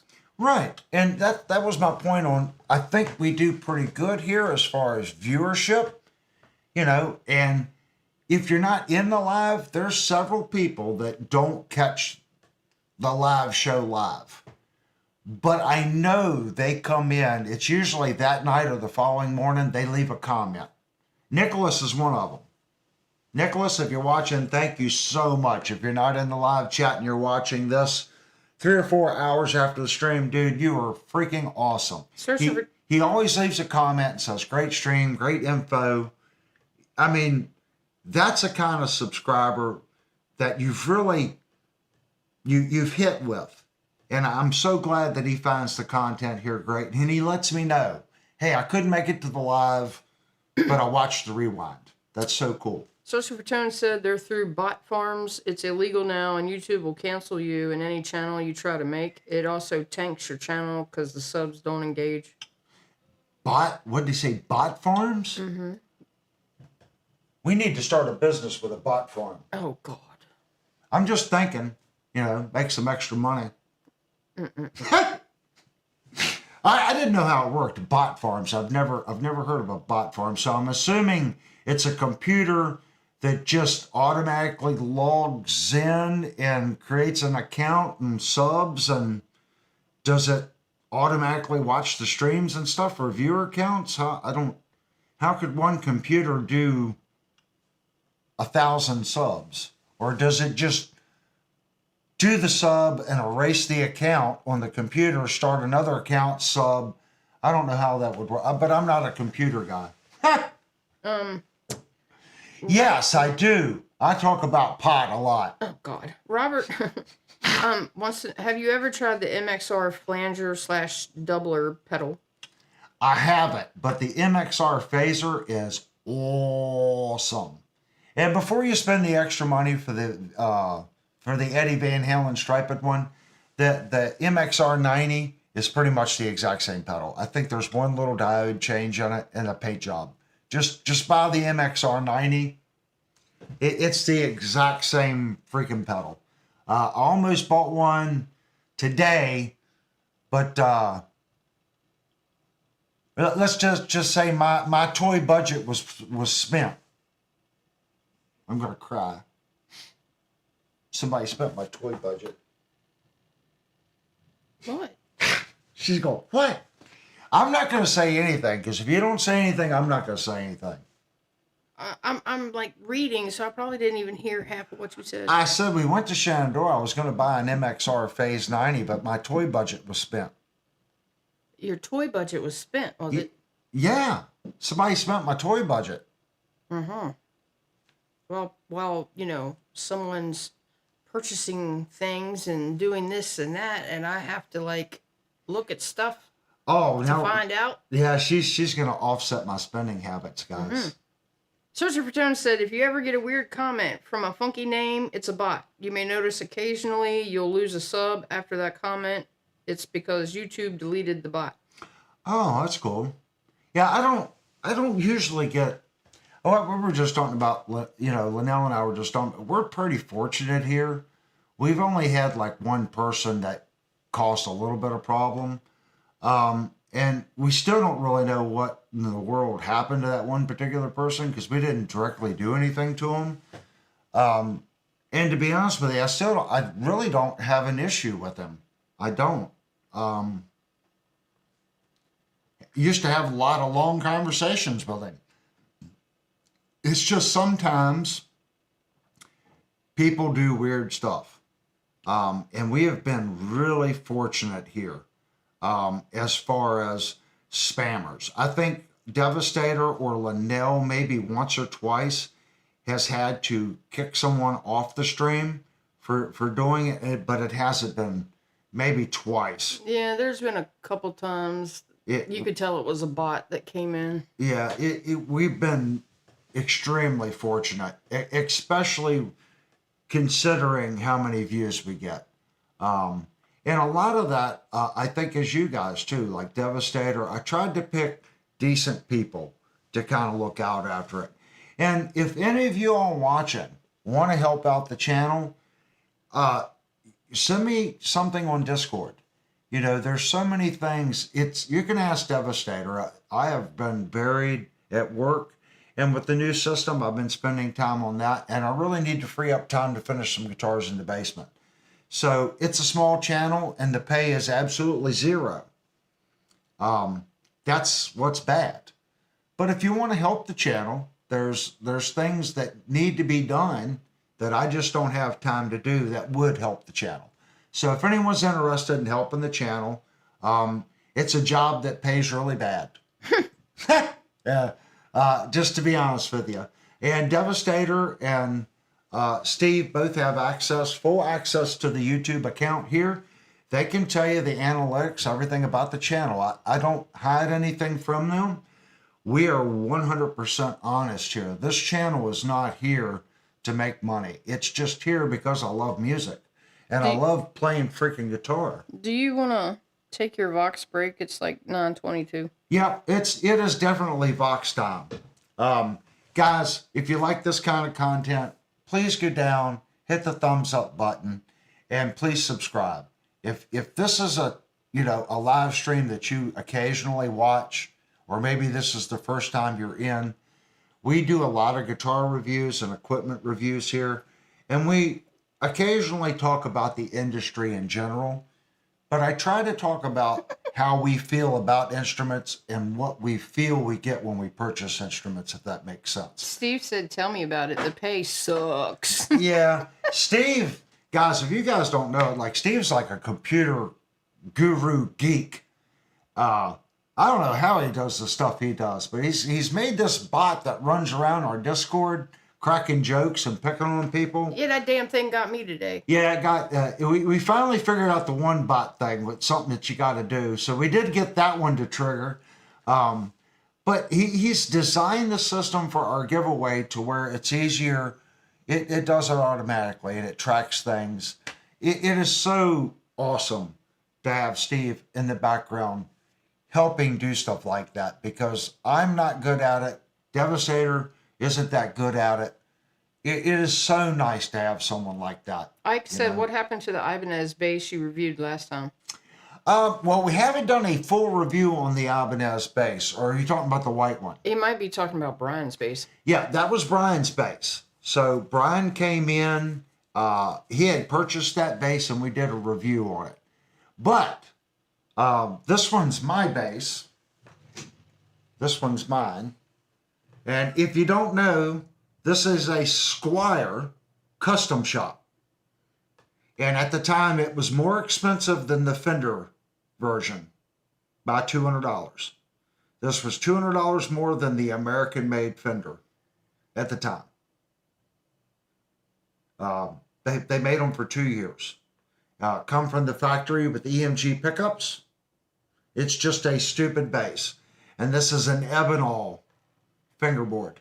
So it's a high pressure laminate ebony fingerboard. Yeah, he was talking about Brian's. See the shiny? Nowadays, a guitar with this fingerboard, they start $1,700–$1,800. They're usually on $3,000 plus guitars that have Ebenall fingerboards. And this was done 20 years ago. So that's how advanced this guitar was. But it was a flop. No one bought them. They were just way too expensive for the Squier name. If you can find one, trust me, they're stupid quality instruments. Robert said if it wasn't for Christopher, my Roadstar 2, I don't think I'd be here. Lost my fiance to stage 4 lung cancer last year. That guitar is saving my life. And the good Lord above, music is everything. I have to agree 100% with you. Music, I've said it a couple times. I didn't play for several years, and I was a different person. Music is an outlet for us to, pour out our sadness, happiness. It's a way for us to get that out of our system, and it's healthy. It works our brain because you're thinking about what you're doing. It's exercise. It's mental stimulation. It really does. It really does help you in so many ways that we just can't really count. Imagine a world without music. I guess that's the easiest way of thinking of it. It would be pretty crappy. Really. I couldn't fathom it. Okay, guys, we're going to take our 5-minute break. When we come back, we're going to talk more about guitars and instruments. A couple questions. Do we want to hit the questions now or after break? Well, I guess if you don't make the answers extremely long, it'll be okay. Okay, let's knock them out before. All right, and Mr. J says, which of the 3 different SG models do you prefer? 3 different SG models. I have very limited experience with SG guitars. I fixed one up for Steve in the chat. After I was done with that guitar, I thought it played really nice. I personally think when I'm playing an SG, the neck feels extended to me. And that's just the way the cut is on the guitar body and the way it sits on your lap. I don't think I would feel that way standing up playing it, if that makes sense. If I had to pick an SG, I would probably buy the inspired by Gibson Epiphone. Those are great instruments.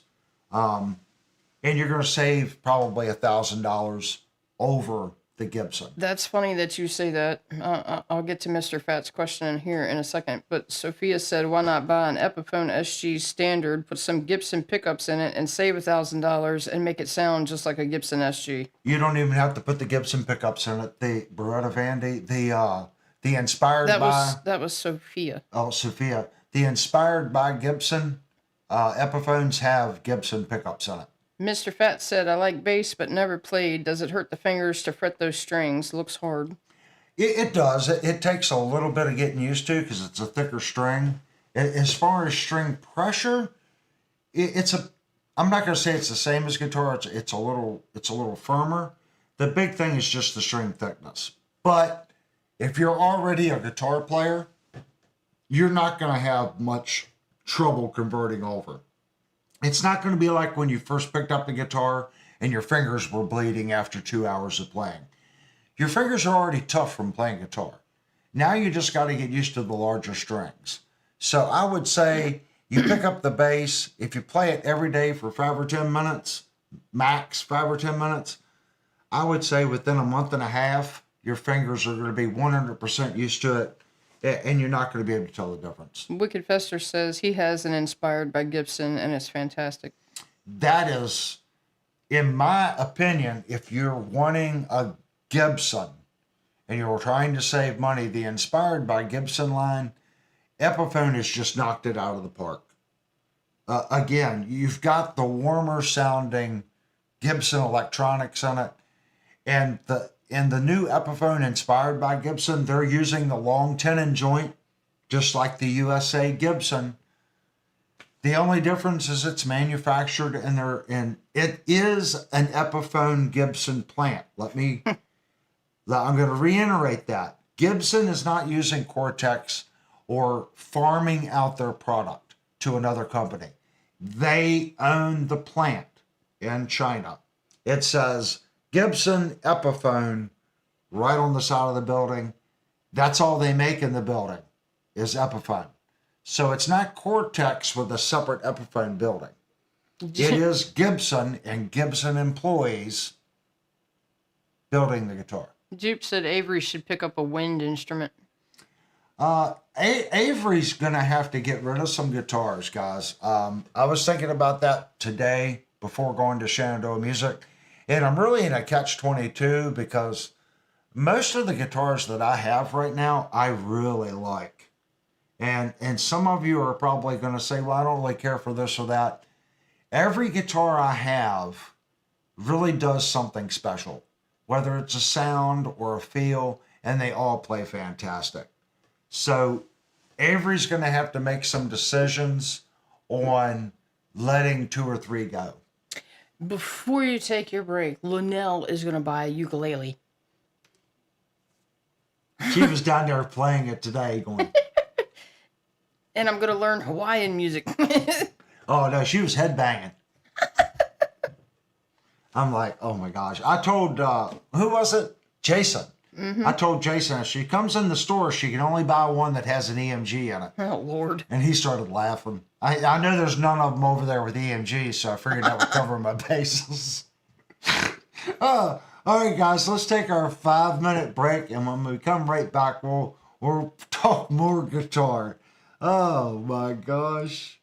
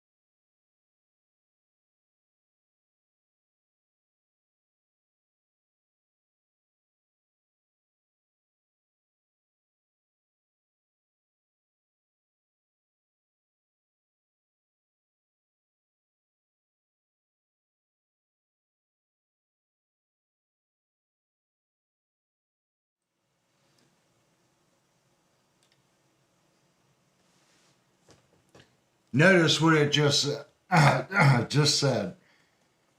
I'm still technically on my break. Sorry, guys. Did some changes on some of my settings, and I'm trying to get the system a little bit better set up. I am, just so everyone knows, I am building a new guitar amplifier, and I ordered my first piece of equipment last week, and it's supposed to be here Monday. I'm not too sure when we're going to do a review on it, because I want to do a couple things a little differently than what most people do when they build a new amp. I am trying to build a new rack amp. So just so everyone knows, we are going to use some components from that system behind me. There's still a couple pieces I want to use from that, like the Synergy, the Friedman preamp, and the Sedano preamp. That's going to be in the new rack. Not sure if I'm going to use my inline tube amp from my ADAT days. I'm thinking about maybe like a tube high-low pass 5-band EQ. Thinking about it. I'm not too sure which direction I want to go though. But I want this tone that I'm getting ready to play for you in a tube format. And the reason I say that, I think this is a good sound.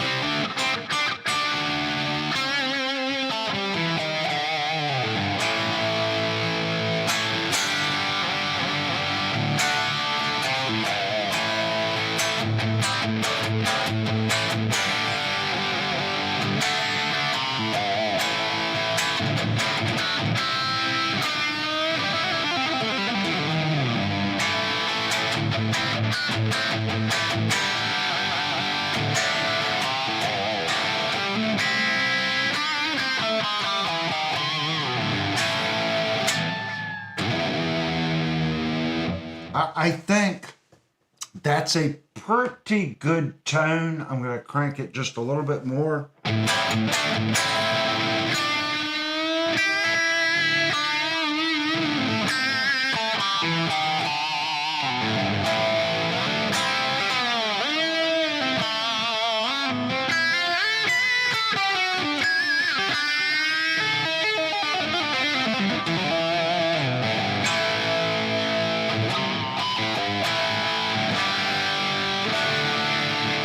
I'm looking for that, and I can get it with my Friedman. That's 100% modeled. I'm going to do a hybrid. I'm probably going to do almost like a solid state model mixed with a tube preamplifier and do right and left mix. That's what I'm shooting for. In today's technology, there's so many things we can do with the technology and what we have. I think I can build one heck of a guitar rig with some of the stuff that I already have, but I might need one other piece, if that makes sense.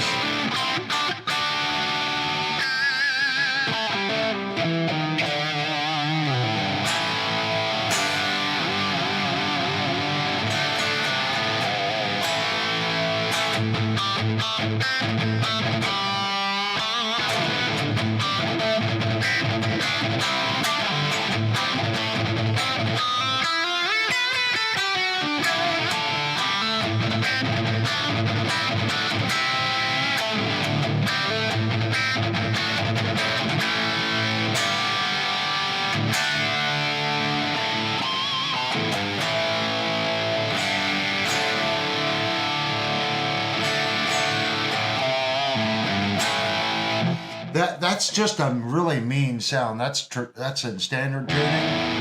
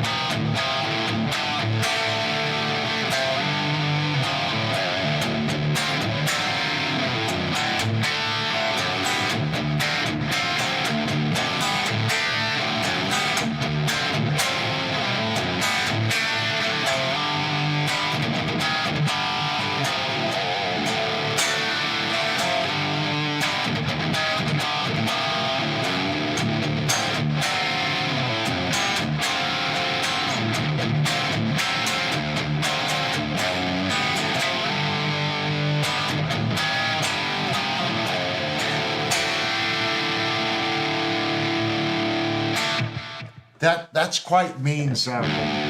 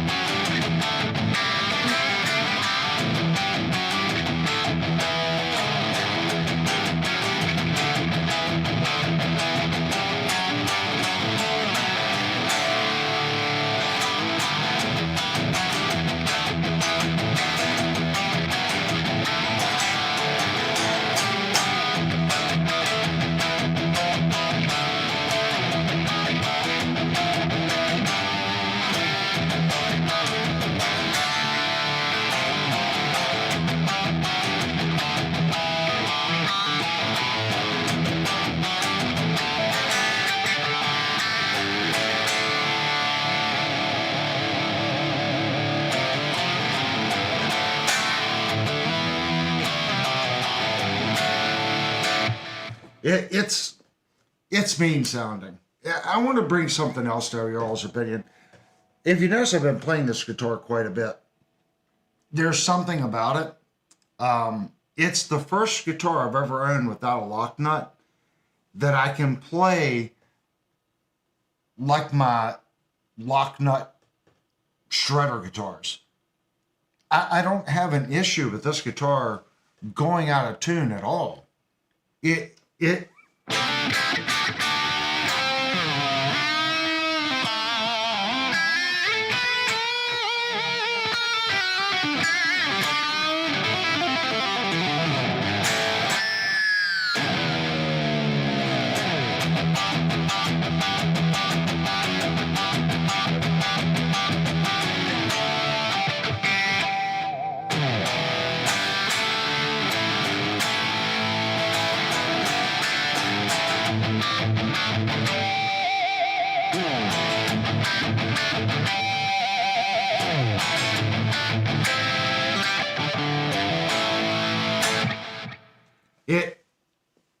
freaking just works. I always want to bring products to the forefront that just work. This guitar just works. It works flawlessly.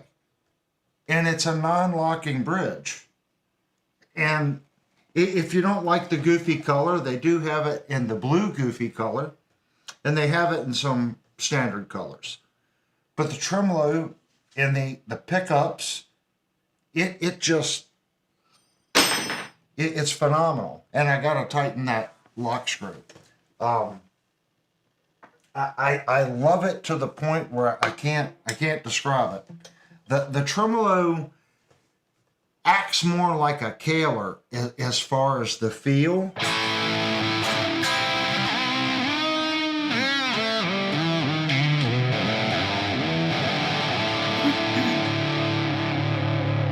It has a more buttery, smooth feel. The Floyds, they feel a little stiff. Brian said, I love that guitar. Brian from Shindo Music. Oh, cool. This thing, he's played it, so he can tell you exactly, about the guitar. I can't, and that's why I've been playing it so much. It has a sound. It plays nice. It holds tune.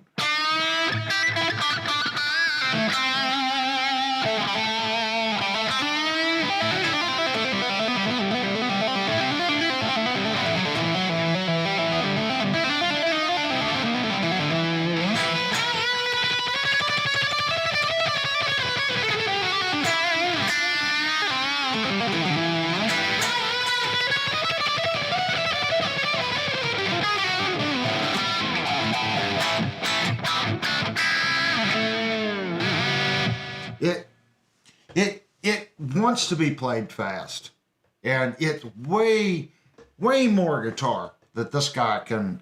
I mean, it just. There's nothing about this guitar that holds me back from doing anything. A far better guitar player could just eat this thing alive. It just...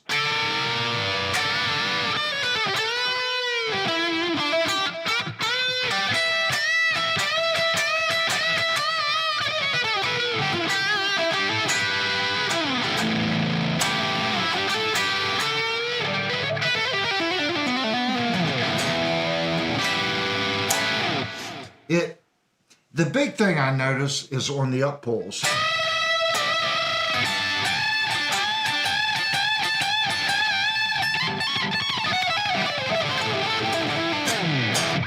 A lot of times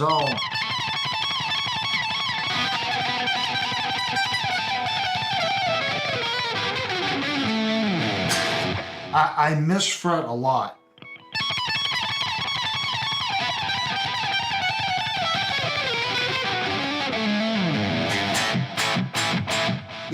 For me, it's more effortless, and I have learned a little bit more on how to pick a little faster and smoother with this guitar because it's just more natural.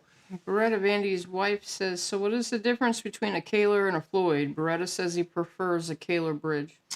Well, it's a little more complicated than that. She said they look the same to her. Well, the 2700 is a fulcrum bass. That's probably the one that he's talking about.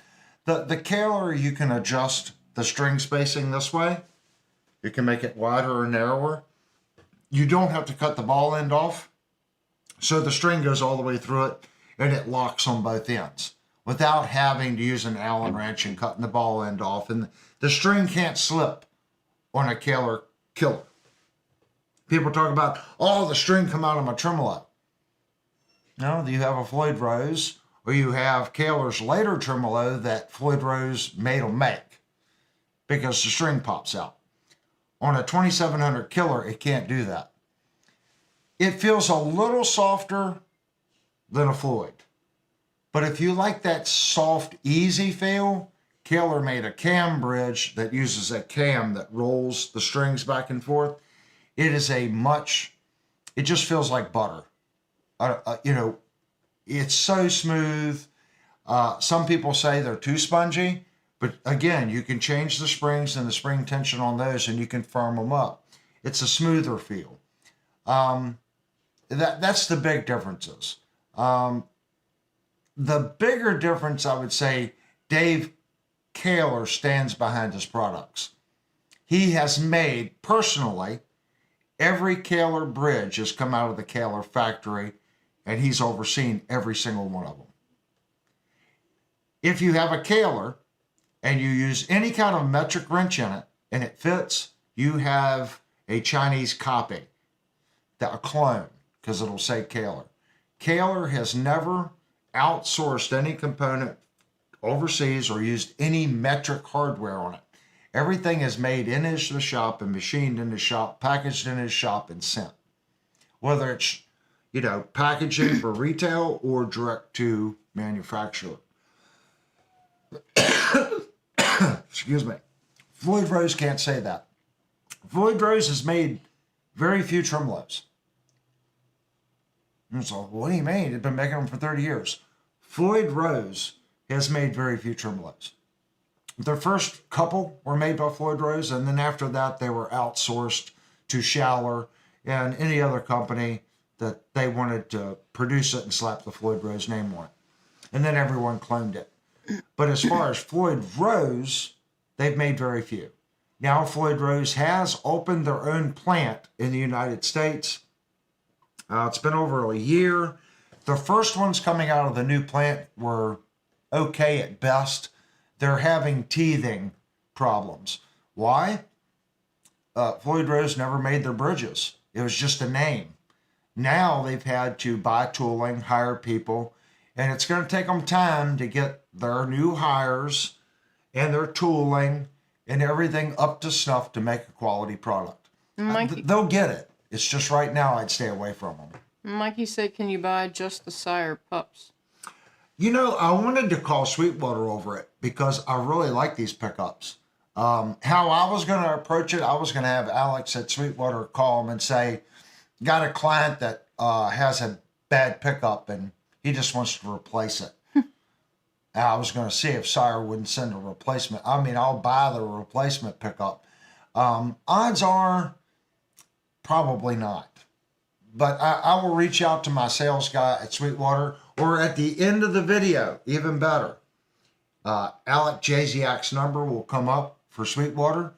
I think it's 3911 is his extension, but at the very end of the video, his number will come up. Mikey, just reach out to him. Say, hey, Music and Gear, saw your number on there. Saw him playing this Sire guitar. I want to know if I can get just the pickups. Ike said a hardtail will always stay in tune better. It will. 100%. Another thing a hardtail will do, if you hit this note, you can hear the low E goes down in tune. And that's because it's a floating bridge. When I bend up on these strings, the back part of this bridge moves, which throws your E out of tune.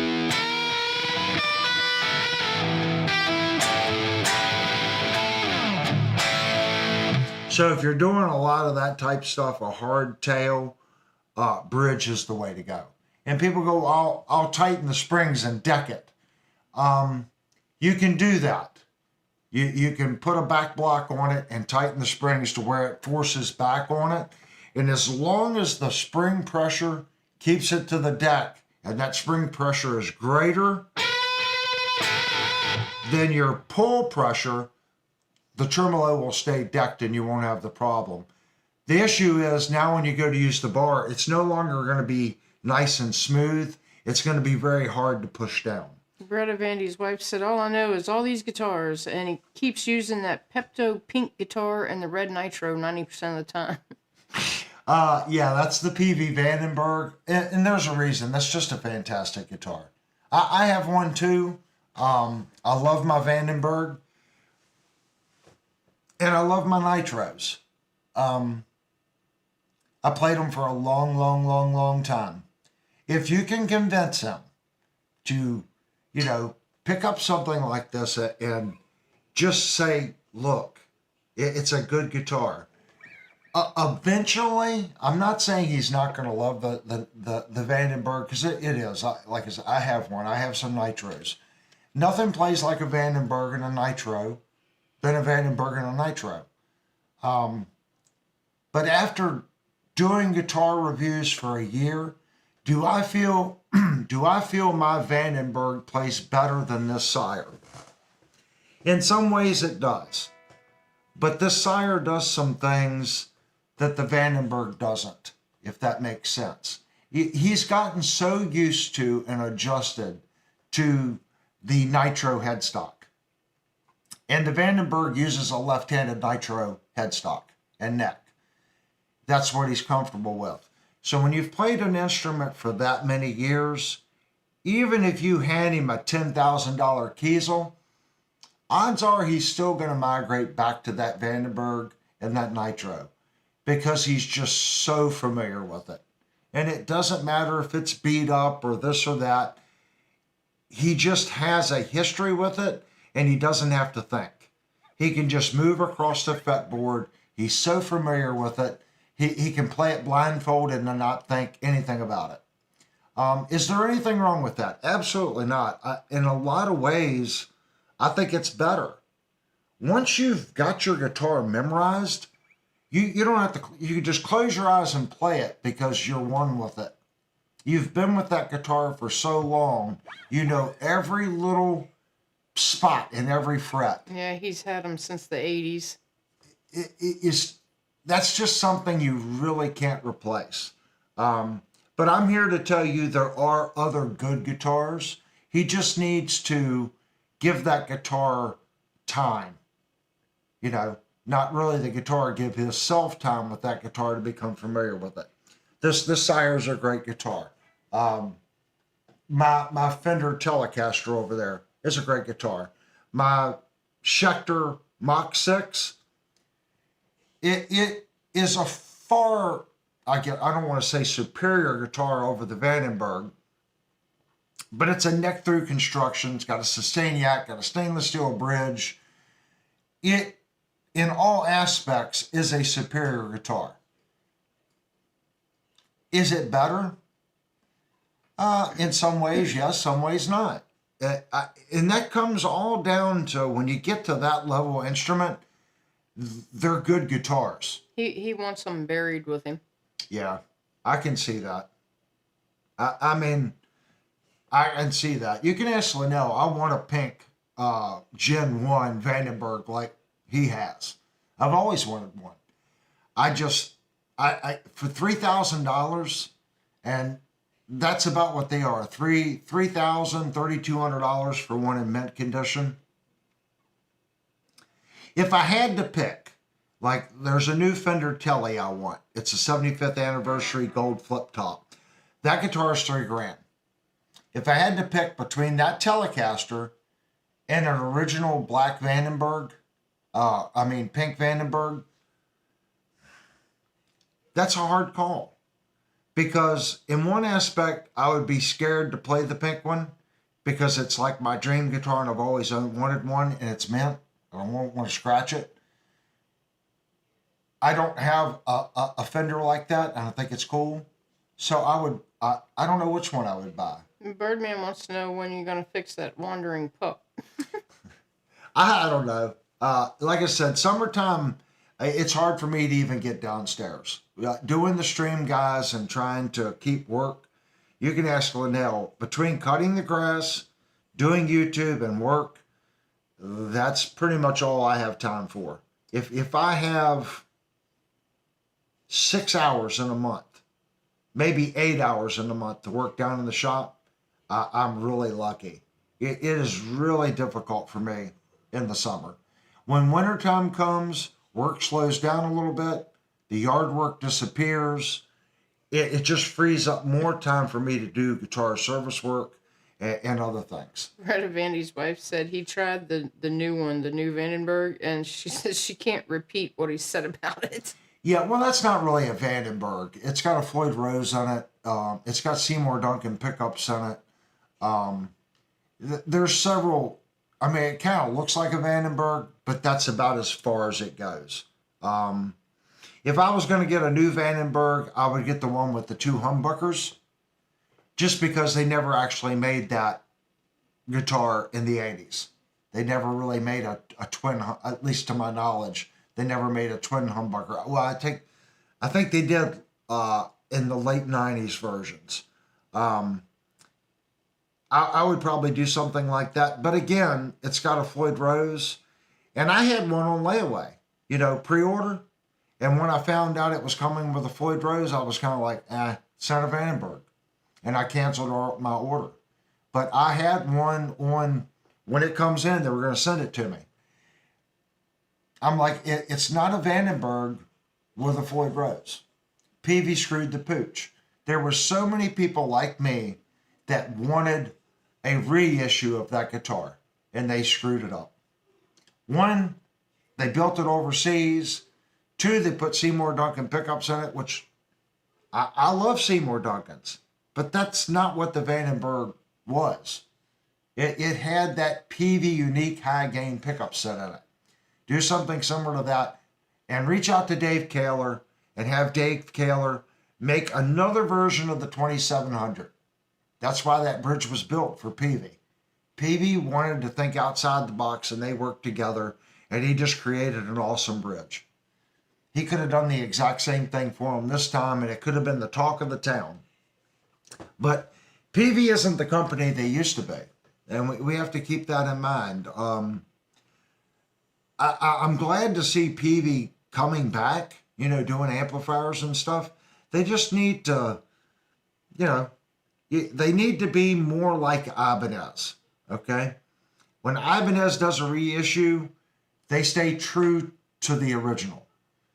But they also make new products that are innovative and that are really pushing the envelope for new artists and young artists. So they're keeping both sides happy, Another bad, Harley Davidson's bad. They've catered to the older crowd so long that the younger crowd doesn't even get it anymore. Peavey, they just outsourced and fired everybody. It's going to take time for them to get back on their feet, for people to lose that bad taste in their mouth over that, and to do what I just said. When they do a reissue, do a real reissue. Make it as close to the original as you can and be innovative on your new products. Just like they were with the Triple X, the Joe Satriani amplifier. People don't even realize, they only talk about the EVH crap that Peavey did. The Triple X and the Joe Satriani stuff and the VTMs, they're legendary.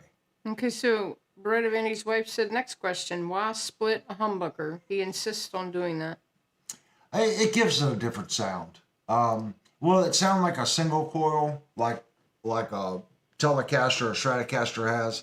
No, because you still have that other magnet there, but it thins it out, and you can still kind of get that Stratty tone, if that makes sense. Do you need it? No, but once you're kind of used to it, you're kind of used to it. It emulates that single coil sound. That's the best way of putting it. He's just gotten used to that, if that makes sense. If I handed him, an Ibanez with the exact same layout, he would probably be more familiar with it. Like Ibanez makes a couple humbucker single that you can split the humbucker, and it has a zero bridge.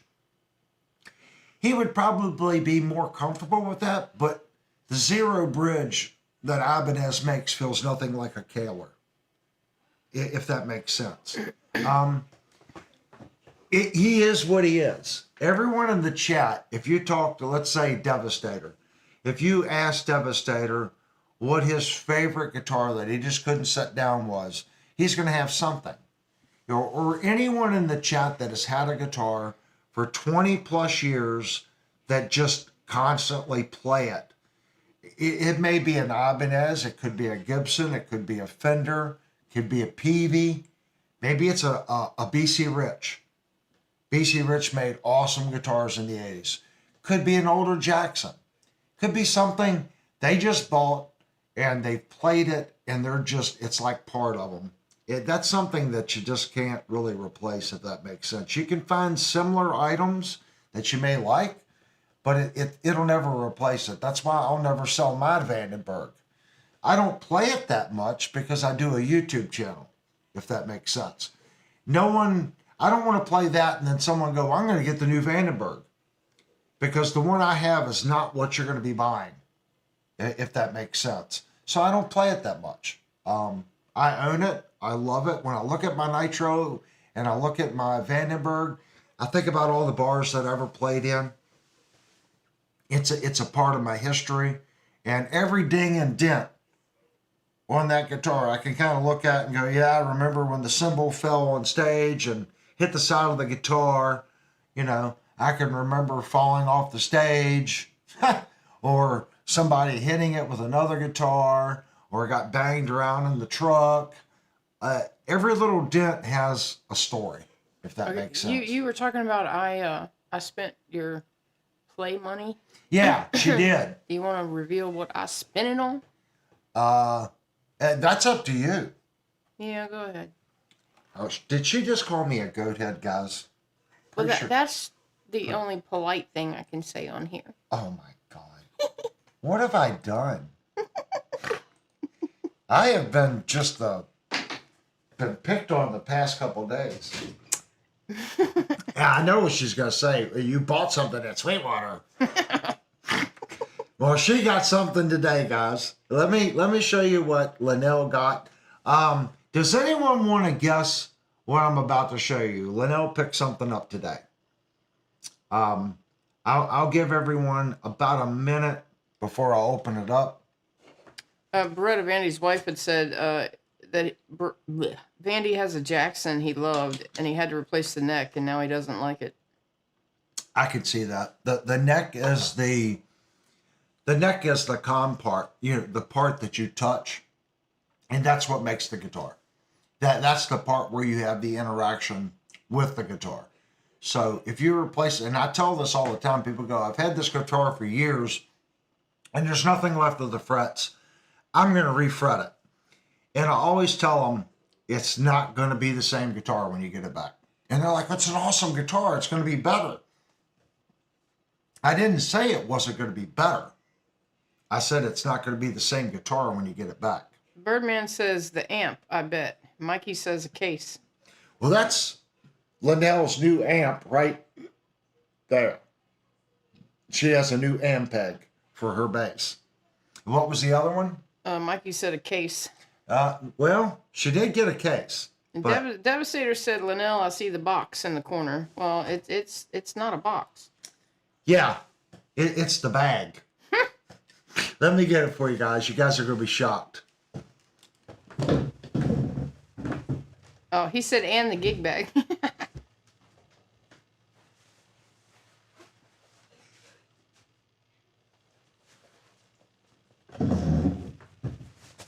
It's butt heavy. Yeah, we had to get the extra big bag. It would fit. It would not fit in the regular bag.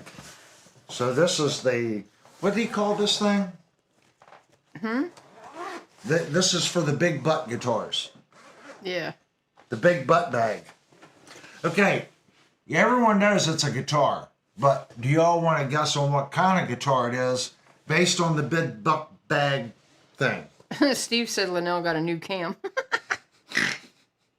Yeah, it's got a big butt. Yeah, it's got a big guitars get a big old butt. Oh yeah. Okay, here it is. She got a Kelly. A Jackson Kelly. Devastator said Jackson. And it's a hardtail. No bridge. I have not tuned it. I know it's out of tune. When we come home, we didn't do anything. Devastator said, ha, I called it. She, if it's a Jackson or an Ibanez, she wants it. She has become the Jackson Ibanez fangirl. Birdman said review coming soon. Yeah, we're going to definitely do a review on this guitar. Yeah, I seem to lean more towards Jackson than Ibanez. Yeah, she likes Jackson and Ibanez. But I do have a Schecter. Yeah, she does have a Schecter. That is true.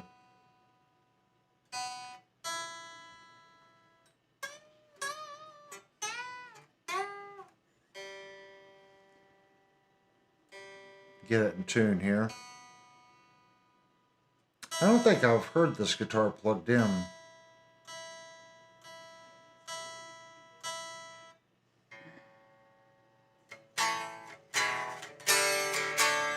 Okay, let's plug it in and see what it sounds like.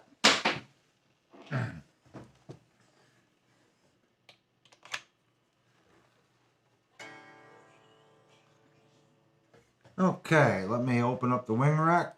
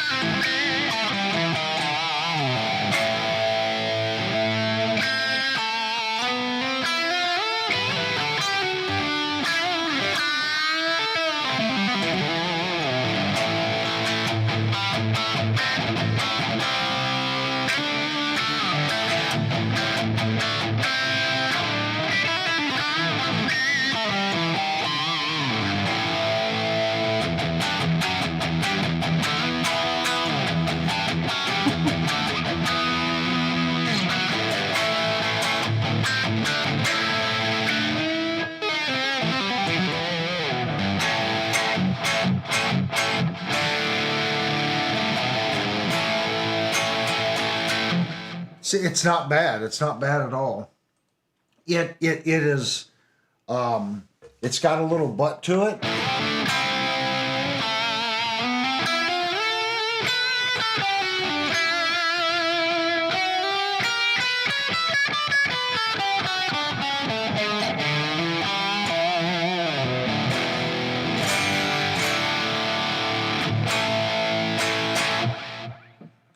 just do a little bit of a combination to see how muddy they are.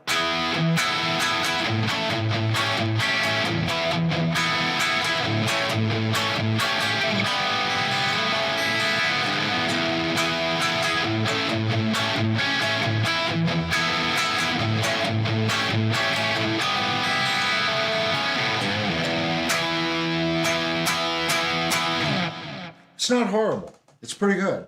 This is a, what was this guitar? 479?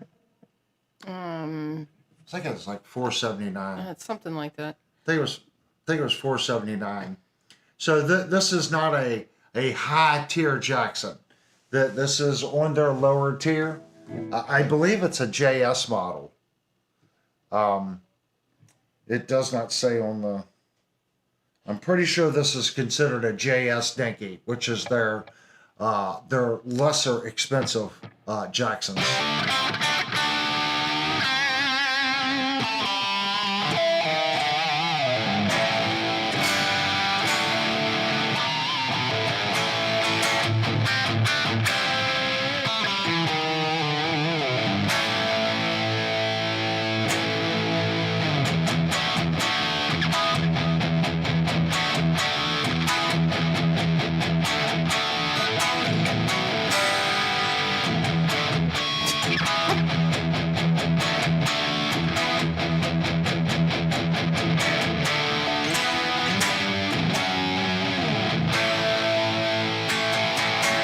Yeah, it's pretty sharp. So let's get a close up.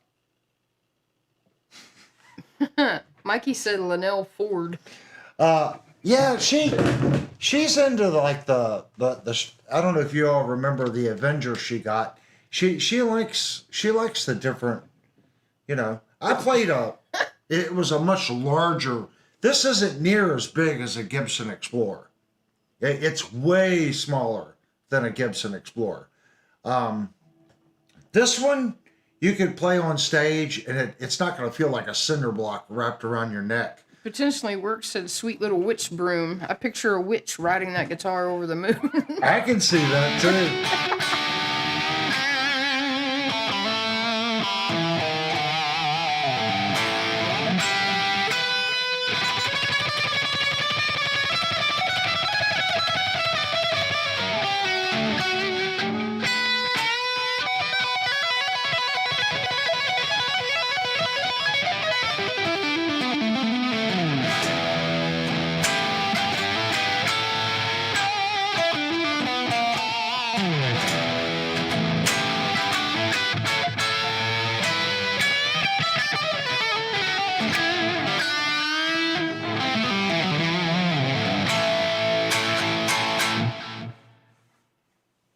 Feeling the edge of the frets.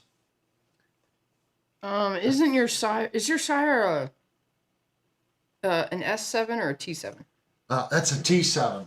Is it the Larry Carlton T7? Yep, Larry. Well, they're all technically Larry Carlton. Yeah, this is the Larry Carlton T7. They have the yellow, and they also have a blue swirl that you can get in it. Personally, the blue swirl's funky.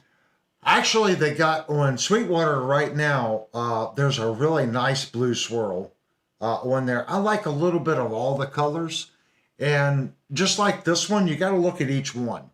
There's a couple of these that I look at and I'm like, and then there's a couple of them that just pop.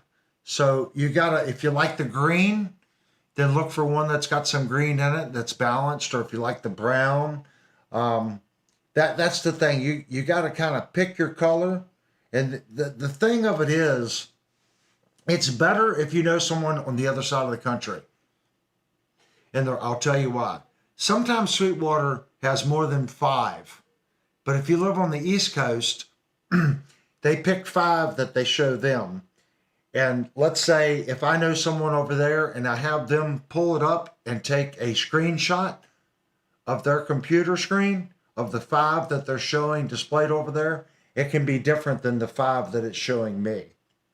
So if you see one and you're like, I wish they had more choices, reach out to someone that you know far away and have them pull up their website and go over the serial numbers with you and see if they're seeing the exact same product that you're seeing. Yeah, there wasn't it.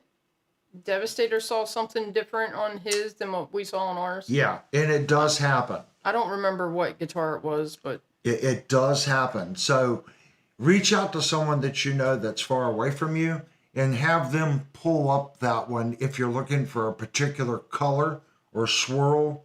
All I know, the one that I like, I don't know the serial number on it, but they have a blue one that has the red and white. It's really balanced. It's a pretty one in the blue. Mr. J says, "Do you know why no one talks about the '70s Gibson Les Paul Custom, but everyone always talks about the '68 reissue?" I think it's a lot like that was a certain year in Gibson, and here up the last couple of years, people are giving it. It's called a certain series of Gibson, the something years, and up until about maybe 6 or 7 years ago, everyone poo-pooed the '70 Gibsons, said they were worthless, and they call it the Fender was like the CBS years. Oh, it's the CBS years. They sucked. Now people were after the CBS years. I forget what the Gibson one, if that's what you're talking about. That's the only thing that's coming to my mind. It was the CEO or the owner, and they call it the something years. I think it's just like Gibson is now. They had some great ones, and they had some poo-poo ones that got through the factory. Gibson is definitely one of the companies I'd want to play the instrument before I purchased it. But they are good guitars. They're just more who finished it, who polished it, and who looked at it before it went out the door kind of deal. Am I close on that CD? That was Mr. J. Oh, Mr. J, am I close? Yeah, I don't remember the guy's name, but it was something the such and such years they call it. That's the only thing that I can recollect. The Nolan era, exactly. Yeah, I thought it was something like that. Everyone poo-pooed on those. I don't know. Maybe there's some truth to it. I don't know what they changed, if that makes sense. Again, if you're buying it for resale value, if you're a collector, great. If you're buying it to play it, it doesn't matter if it's the CBS era, the Nolan era, or the modern one. If you like it and it sounds right to you and you can afford it, buy it. Everyone knows I want a Les Paul with P90s. I probably won't get it. I'll tell you guys what I'll probably end up with. And I know it's a great instrument. I'm probably going to end up with an L7V by Sire. They have a candy apple red one now. It is so freaking pretty. And I've played the Sire Les Paul. They are great playing guitars. I will probably end up with that because I can buy literally 3 or 4 of those for the price of the Gibson. It's just how it is. And I know it's a good guitar because I've played 2 of them. And the first one, I can still kick myself in the butt for not buying it. It was over $50. I didn't want to spend $5.50. I was saying I'd give them $5. Guitar Center said no, $5.50. And I stuck to my guns. For $50, I lost a great playing Sire. Wicked Fester said Nolan era pancake bodies and volutes. Yeah. They added the volute for strength. Again, if there's somebody out there looking for that, this is how, when I was young, they were hot rodding old Model A's and Model T's and making rat rods out of them. Everyone wanted the 50s, the 57 Chevy and all this. Why? Because they went to high school. The people, my dad's generation, in high school, the 57 Chevy and all that, that's what was coming out. That's what they talked about. Oh, yeah, my dad talked about that a lot. Our generation, we think of the 60, maybe the 65 Mustang up to, maybe the 80s Mustangs. That's probably my brother's generation. you know, my generation, I would say, yeah, we still talk about the Mustang and the earlier Camaros, Woo-hoo. but yeah, she loves the earlier, like the 68, 67 Camaro. But for the most part, it was the 88, 89 Mustang LX, the IROC Camaro, Oh yeah, stuff like that. I had one of them. You know, the values are up on those. But once our generation disappears, it won't be there. Why do you think the 57 Chevrolet is worth less money now than it was 15, 20 years ago? Because the people looking for those are dying. They're the ones that fell in love with them, that, you know, went out on dates on them and stuff. So that there's less appeal for them, just like the Model A's, Model T's. They go through Barrett Jackson auction now, and they just don't bring much because the people that remembered them and grew up around them, they're no longer with us. So when you look at that 68 Camaro and that 65 Mustang, believe me, their values are going to start to drop because they're getting so old now. The generation that really loved them is dying.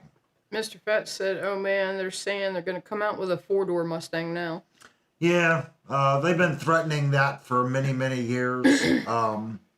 You know, this new Mustang body style pissed off a lot of people. It's very Euro looking.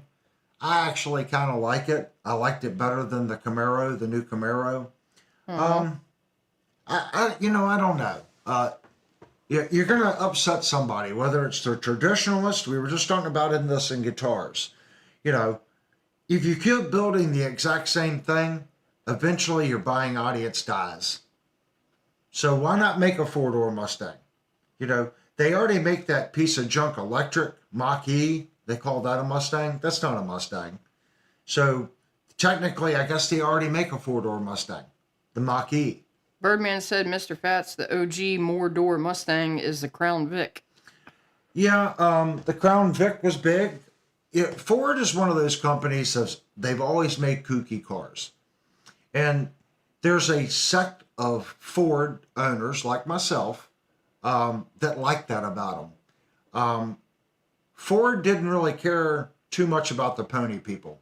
You know, I had a Taurus that was far faster than any Mustang GT. You say that to a Mustang owner, they're, "Oh, your Taurus, that's so funny." Now, I had an SHO. It stood for super high output, and there was not a Ford power plant in it. It had a Mazda 5-speed transmission, and it had a Yamaha power plant. It was stupid. It was stupid fast. The Ford Super Coupe, the supercharged V6 Thunderbird, they called them Thunder Chickens. Stupid fast guitar. The Mercury had a version of that too. Then they made a Mustang, the EVO or SVO Mustang. That was a car that Mustang people hated. Beretta Vandy said, "Beretta has a 72 Maverick and makes fun of the people with the Maverick truck." You know, the Maverick was designed to replace the Mustang. That was the whole purpose. The Maverick was supposed to be their next sports car. Mr. Fat said, "Is Avery comparing cars to baby boomers mostly buying guitars now? I hear young people not into guitars like many young people don't want to drive cars." Yeah, I wouldn't say that. What I'm comparing is value. Okay? The Vandenberg right now is worth crazy money. Why? Because in our generation, we saw Adrian Vandenberg on stage playing that. And we always wanted one. Okay? And we went out and bought one. So my son looks at a Vandenberg and he's like, it looks like a guitar. It's no better than the Firefly I just bought, because he just bought a Firefly. He doesn't know, he wasn't there. Or you want the Zakk Wylde Les Paul with the circles, because you're a Zakk Wylde fan. Yeah, my son might look at that and go, "Yeah, I know what it is, but does that kind of make sense?" So when we look at a Vandenberg or that Gibson Zakk Wylde signature on eBay and they want $7,000 for it, we're like, "Yeah, that's a cool guitar. I always wanted that." But what happens when we're gone and my son's generation looks at it and goes, "I'm not paying that for it. Who's this Zach Wild guy? Who's Adrian Vandenberg? You know, look at Hoffman bases. I'm not saying Hoffman bases aren't worth what they used to be, but I think they used to be more sought after 15 years ago, 20 years ago. Why? The Beatles. Well, the generation that really grew up on the Beatles, they're much older now and they're dying off. So the bass players that really knew Hoffman through the Beatles, does that kind of make sense, guys? I'm not saying it's not bad. I'm just saying we have a perception on what we grew up with or when we got into playing. If you got into playing in your 30s, you know, maybe it was, I don't know, Fly or something. Does that kind of make sense, guys? So when I look at a classic guitar, when I think of a classic guitar, I usually think mid-80s. For me, that's a classic guitar. I mean, I still look at it like it come out yesterday, but I know I'm not a spring chicken. So I look at an 80s or a 90s guitar as a classic. If I go up and I talk to, you know, my father's generation when I was growing up, a classic to them would have been a 57 Strat. They would have looked at my Vandenberg and go, I want that new junk. That's what they would have said. I want a Fender Strat, or I want a Gibson Les Paul. That's what I want. That's a real guitar. You get a toy. But if you talk to the new generation, maybe they want a Solar or a Kiesel because it's a new brand. It's something new. Or maybe a Sire. They go, oh, Gibson, Fender, that's old school stuff. Jackson, oh, they're so yesterday. It's all perception. And that again ties in to the beginning of the stream. Take the name off the headstock, guys. Believe me. Take this name off the headstock. With CNC today and all the manufacturing done on these guitars, just take some duct tape, cover up the headstock. Go in and play the guitar. Find one you like that sounds good, plays nice, and when you look at it, it makes you want to play it. There's your guitar. I don't care if it's a Jackson, a Sire, a Squire, an Ibanez, an Epiphone, ESP, PRS, a Cort, a Gretsch. I don't care because they're, believe it or not, guys, they're all in the $500 price range. This guitar is like $470. It's going to be a decent guitar. It may have a couple little things, but in all reality, odds are it's going to be a decent guitar, especially if it has a name on it. Why? Well, Jackson has a reputation, okay? And there for a while, Jackson was making some pretty crappy products, but they pulled themselves out of it. I think they realized, man, we used to be known for quality. Now we make crap. I think if you stick with the name, okay, they want to build a cheaper instrument for you to afford it. Yes, it's a lower price point guitar. But at the same token, they're putting their name on it. And any company with a little self-respect should give you something, if that makes sense. I'm not saying that the cheaper up-and-coming companies don't do that. I think if you stick with a name brand and you're buying it at a store, you've got a couple security things there. If you buy it at Sweetwater, Guitar Center, your local music shop, support your local store. If there's an issue, you can return it. If you buy a Firefly and there's an issue, good luck getting a hold of their customer support. If you have an issue with an IYV, good luck getting a hold of IYV's customer support. If you're going to buy one of their products, buy it through Amazon. You have 30 days. That's what you have. Amazon's got your back for 30 days. After that, you are screwed because IYV is not going to do crap for you. I guarantee it. Firefly, you bought it through Amazon, I don't think they would do anything for you either, because there's two different vendors. The vendor on Amazon is different than Guitar Gardens, and I don't really understand how that's working. But there's two corporate entities in the United States doing Firefly. Guitar Gardens is not the same company selling the Firefly that's on Amazon. Mr. Fat said, but Avery, you think the low rent QC now is geared towards newbies because they don't know any better versus pros that demand better? Many newbies don't know it's wrong. No, I think there's two ways, like you said, you can look at it. I think the quality of guitars have gotten better, like fit and finish, and the reason for that is due to CNC. It has nothing to do with the skilled labor. The CNC and the processing has gotten better, so you can hire lower skilled people to draw the product, cam it, and get it out on the floor. Okay. As far as new people not knowing, I think there's some truth to that. If that person has a Gorilla amplifier, or let's say a Crate, or a cheap Fender like an LT25, or name your inexpensive guitar amp, and you plug a very nice, pick your brand, let's say $1,000 plus guitar into that amplifier, are you going to be able to tell the difference between that nicer guitar and, let's say, a $300 Firefly in that cheaper amp? Probably not, because it's a cheaper amp.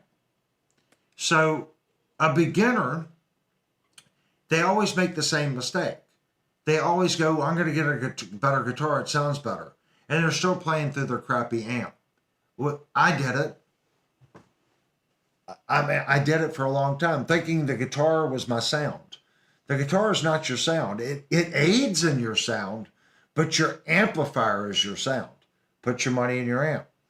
That's why nowadays I always say, put your money in your amp and buy a much lesser cost guitar, because these newer guitars have gotten really good at lesser money. It comes down to, is there a difference? I think if you have a nice amplifier, yes. You can pick up even this guitar. This is a $500 guitar. You plug this into a really nice amplifier, and then you plug a Kiesel in, or a nice Charvel or EVH, or name your $1,300 to $1,500 guitar. You're going to hear the difference just in the pickup clarity, the way the pickup breaks up, the sustain of the guitar through a good amp. If you play it through a Spark, are you going to hear the difference? Does that kind of make sense? And I think a lot of it is that way. And something else I've noticed, manufacturers are changing their pickups. Now, if you're a tube guy, it may not be going in the direction that you like. They're voicing pickups now more for modelers and capturing devices. And if you don't believe I'm right, start looking into it. Mikey said, I think Bad Cat and Firefly are made by the same people. Bad Cat? Mm-hmm. I think that's an amplifier company, isn't it? No, I have no idea. I don't think Bad Cat is made by Firefly. Mr. J said, I feel like if I had a kid and tried to pass my Les Paul or SG down to him, he would think I'm giving him an outdated fossil. Yeah, and a lot of that, I'll qualify something on that one. When I was 19 and 20, you wouldn't have seen me with a Telecaster. I would have looked right at you and said, what do I want that old man guitar for? I don't play country. That's what I would have told you. This channel's about honesty. I would have said, what the hell do I want a Telecaster for? I need a rock machine. Yeah, I'm going to play my Vandenberg. 10 times better than that crappy Telecaster. Now, when I pick up a Telecaster, I hear the separation in the pickups. I feel the difference in the way it feels in my hands, and it inspires me to play a certain way. Well, again, there's two ways to look at that. Maybe when I was younger, I just wasn't that good of a guitar player and didn't have enough experience under my belt to pick up that Telecaster and hit a couple notes and go, wow, this does this well, because I knew very little. And the longer you play, the more you start to learn, and the more scales you learn, and the more outside stuff you start learning. That opens up different chord phrasings that might be more acceptable for this or that. So there's a bunch of ways to look at it. Now I can play a Telecaster and go, wow, this is a fantastic instrument. Devastator said, "We know you're obsessed now with tellies, Avery." LOL. They're very utilitarian. I do like the Telecaster. I do. But that doesn't mean I haven't been playing some of my other guitars. But I have been leaning towards the Telecaster lately. But my RGA, I still love that guitar. I played it the other day. I pulled it out of the bag. That's a stupid playing guitar. It is. My Schecter, I think I played it 3 weeks ago. I can set that Schecter down. I got a Mach 6. I could set that Schecter down and not play it for a month and a half and go, it's a Schecter. And then when I pull it out of the bag, I'm like, yeah, every time I'm like, this guitar is just so stupid. It is so stupid good. And I'm like, it plays effortlessly. It stays in tune effortlessly. It's got a sound. And I'm like, this guitar is just stupid. Beretta Vandy's wife said, Beretta says he will only get his pickups from some guy he used to work with, Pat Baker. Not sure who he is. I don't know who that is. If he worked at Peavey, maybe Pat was the one that wound the Vandenberg pickups. If so, please reach out to him for me and see if he'll do a rewire on an original Vandenberg pickup. I think I got a bad one in my Vandenberg. I think my neck pup has a short in it, and I don't want to. I'd like to kind of keep the neck pickup because it had kind of I won't say it didn't quack like a Telecaster, but it had a unique mid-range bark that I haven't heard another pickup do. So I'd like it fixed if that's the problem. Avery mentioned the LT25 amp, the Mustang. Really not bad. Now, I'm not saying it's bad. I always try to qualify. I think it's a great starter amp, but it's not a super high-end amplifier that's going to pick up all the nuances of your $2,000 instrument. It's just not. Is it going to be like a fine-tuned tube amp? A tube amp has just got something. Why do you think all these modelers and I'm going to capture a JCM 800. I'm going to capture this. I'm going to capture a Finn Twin. Because they have a sound. They just have that sound. Birdman, and when you plug the right guitar into it, they have a magical sound. Birdman wants to know where your Coco's at. I didn't get Coco tonight. But that's what I'm saying, guys. It's all relative. That was the whole point in tonight's stream. Just eliminate the name on the headstock and go in and play the instrument. Today, you can go and you can spend, $500 to $800 and get a really nice guitar. You can. And if you break the $1,000 mark and you go to $1,200, you can really get a nice guitar. I think if you spend over $1,400, at that point, it's going to be a difference in where it's manufactured or certain specs or features that you feel you need, if that makes sense. And that may even be at the $1,000 to $2,000 price mark, if that makes sense. And I'm not thinking of all of them. I'm just thinking at $1,000, you can pretty much get anything your little heart desires and get a solid guitar. At $1,000 to $2,000, it may have a certain color you want or a certain pickup that you like or, a certain style or a certain manufacturer. But are you really getting more? That's the thing. What's the old saying? The point of diminishing returns. Right up to the point where you get the maximum bang for your buck. But if you spend more, it's a little better. but is it $100 better or $200 better or $300 better than that $1,000 one? And I think that's where people like me need to stop and think. I just had a conversation with my sales guy at Sweetwater, and for what I do, my last purchase fits me. Would it fit a professional musician? Maybe not. But I think it's the right tool for me. And you guys will see it once it gets here and once I finish building my new amplifier. But I feel, for what I got it for, in today's world, I feel this is the best of both worlds, and it's really gonna be something that I can play all times and use for the stream. And it's gonna do both. And it'll also help me if I decide to get into a working band again. I'll be able to use not necessarily this out playing live, but it can help me program equipment that I already have to go out and play live. I know I'm being very cryptic there, but I don't want to let the cat out of the bag. Okay, guys, we have been streaming for, wow, holy mackerel, like 3 freaking hours. But this is Linnell's new guitar. So if you guys have a Kelly, check out the Kelly.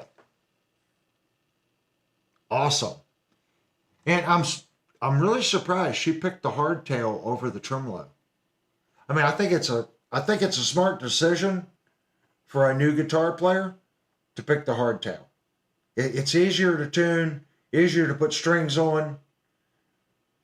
It's a beautiful guitar, guys. Check that thing out. So this is our new toy.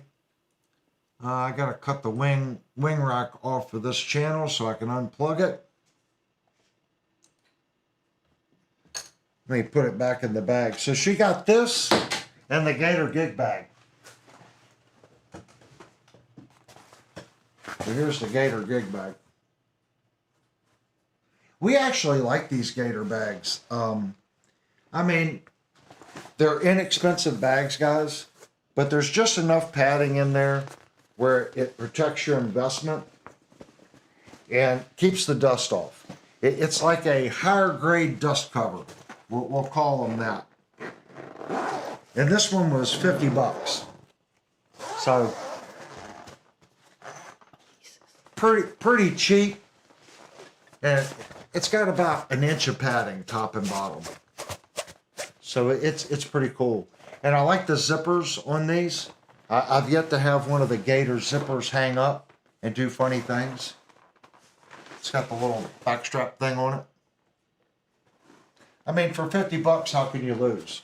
It's gonna protect the guitar, and we have a bunch of these, so we set the guitars in like this across in the bags, and it works great.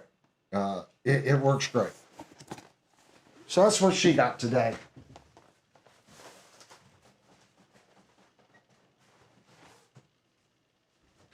She's made out like a bandit in the last, 2 weeks. She got a new bass amp. She got a new bass and a new guitar. All in. Oh, it's been in 2 weeks. Yeah, she got all that in 2 weeks. It just so happens she's been making payments on the Kelly for a while, but that's her new toys. Real drums will keep your attention longer. Mikey, I agree. I've got a set of Elisa's drums down in the basement. Yeah, I was just telling him that Trinity had it, and she doesn't really mess with it anymore. Yeah. I think they're cool, but they're not real drums, if that makes sense. You know, there's something about a real drum when you hit it, the head, the action, the way it bounces back on the string. And I know some of these new electronic drums, they use real drum heads and stuff, and the feel's there. I don't know. I like acoustic drums. I saw a set down at Shenandoah Music, and they were designed to be not loud drums, but they were acoustic drums, but they were engineered to be quieter. Even the cymbals, when you hit them, It sounded like a cymbal, but they wasn't stupid loud. I forget what those things were called or who manufactured them, but I thought it was really cool. It was like $900 for the 4-piece set, and I think it was like $1,000 for the 2 crash cymbals, the ride, and the hi-hat. Were those the ones that had like all the little tiny holes in them? Yeah, it looked like perforated cheese. Very strange looking cymbals. And I don't know what they did to the drums, but the drums, even the drums, when you hit them, they were deadened. But it sounded like a real drum. It just wasn't as loud. It was really cool, but it was like $1,900 for the way they had it set up. And it had a double bass drum pedal, even though it was a single bass. It come with everything: the cymbal stands, the cymbals. It was like 1,800. I want to say it was Mantel or something cymbals, METAL, Mantle or something, the cymbal brand. Well, you just spelled metal. Metal or something.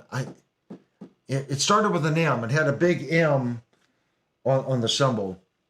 I can't remember what they were, and the drum manufacturer. It was either Yamaha or someone like that. I can't remember, but it was a cool set. I would do something like that, I think, next time over an electric drum set. That's just me. If I wanted to do an electric drum set, I'd have a drum set like that, and I'd buy a rolling triggering system and put triggers on the heads, and then I could use any download for any drum set that I want and just trigger it. I think that's what I would do. Okay, guys, I want to thank everyone for coming into the stream tonight. We will be doing a review this coming Thursday. I haven't made a decision on what we're reviewing yet. I think this week, since we did a bass last Thursday, we're probably going to review a guitar this coming Thursday, most likely the Kelly. We have some other things coming up for review, but next Thursday, definitely a guitar review, and then we'll have another stream on Saturday night for Gear Chat and Hangout, so we can all talk products and like we always do on a Saturday night. So if you guys would, please tell other people about this channel. I really want the channel to grow, okay? Tell other people. They don't necessarily have to watch it live. They can come in, watch the stream. If the chat's up, they can kind of follow what you guys are talking about in the chat. I think it's an interesting stream. I can't say this enough. We work hard here, and the people behind the scenes work hard. It would be so nice to have, the word get out. I don't think there's too many channels on YouTube that have reviewed as many guitars that we have reviewed on this channel. We're probably stream-wise, we're probably over 300 and some streams to date. So we have a lot of live, video to watch and a lot of guitar and tech stuff to watch. So again, guys, I want to thank you all. Without you guys, it wouldn't be possible. And whoever was asking, remember, the people that contribute to the channel, that's you guys, Steve, Ben, Sweetwater, Shandor Music. At the end of the stream, I say thank you to them. If you guys love the channel, supporting the channel either through super chats, thumbs ups, spreading the word, leaving content comments in the comment section, and calling the people that support this channel. That's Sweetwater and Shandor Music. Just let them know why you're calling. The information is at the end of this video. I get nothing. I'm not a salesman for them. I get no kickback. I get nothing. What it does do is allow me to bring products home that I have to return. That helps the channel because I don't have to purchase it and resell it. So when you all reach out to Sweetwater and you reach out to Shenandoah, make sure you tell them where you heard about it, because that really helps the channel get products in here that we can review. And neither company forces me to say anything because of that.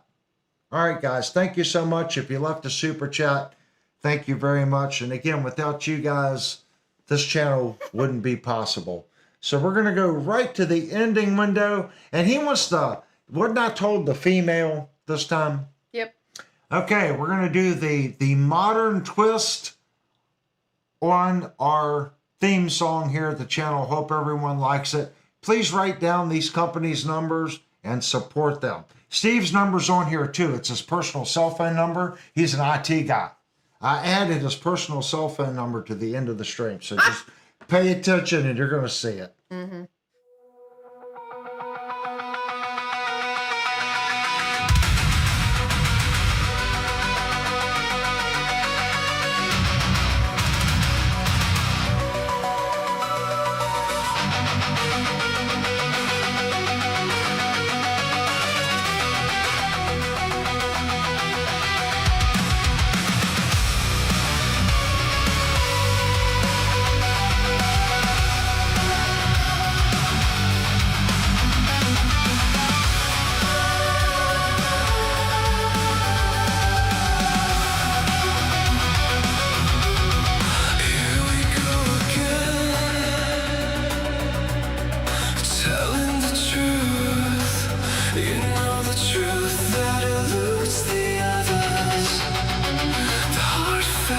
On how it really is.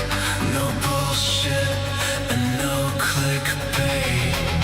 No kickbacks or affiliate ties.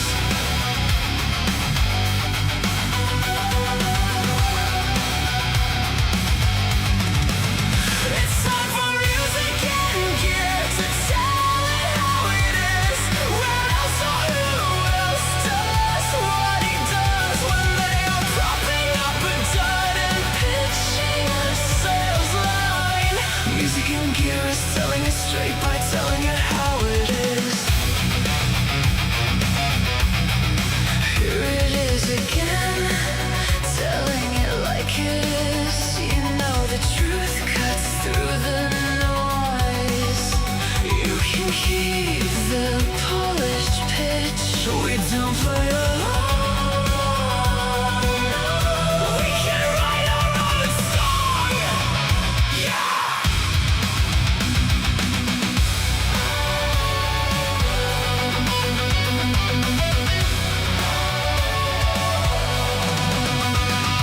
It's music and gear, no soft pitch and bullshit. It's never the same once you see the truth. The hard facts on how it really is. Music and gear calling out all the spin. We'll open it up and we'll look inside. Music and gear is telling it straight by telling it how it is. We won't play along. No, we can write ourselves a song.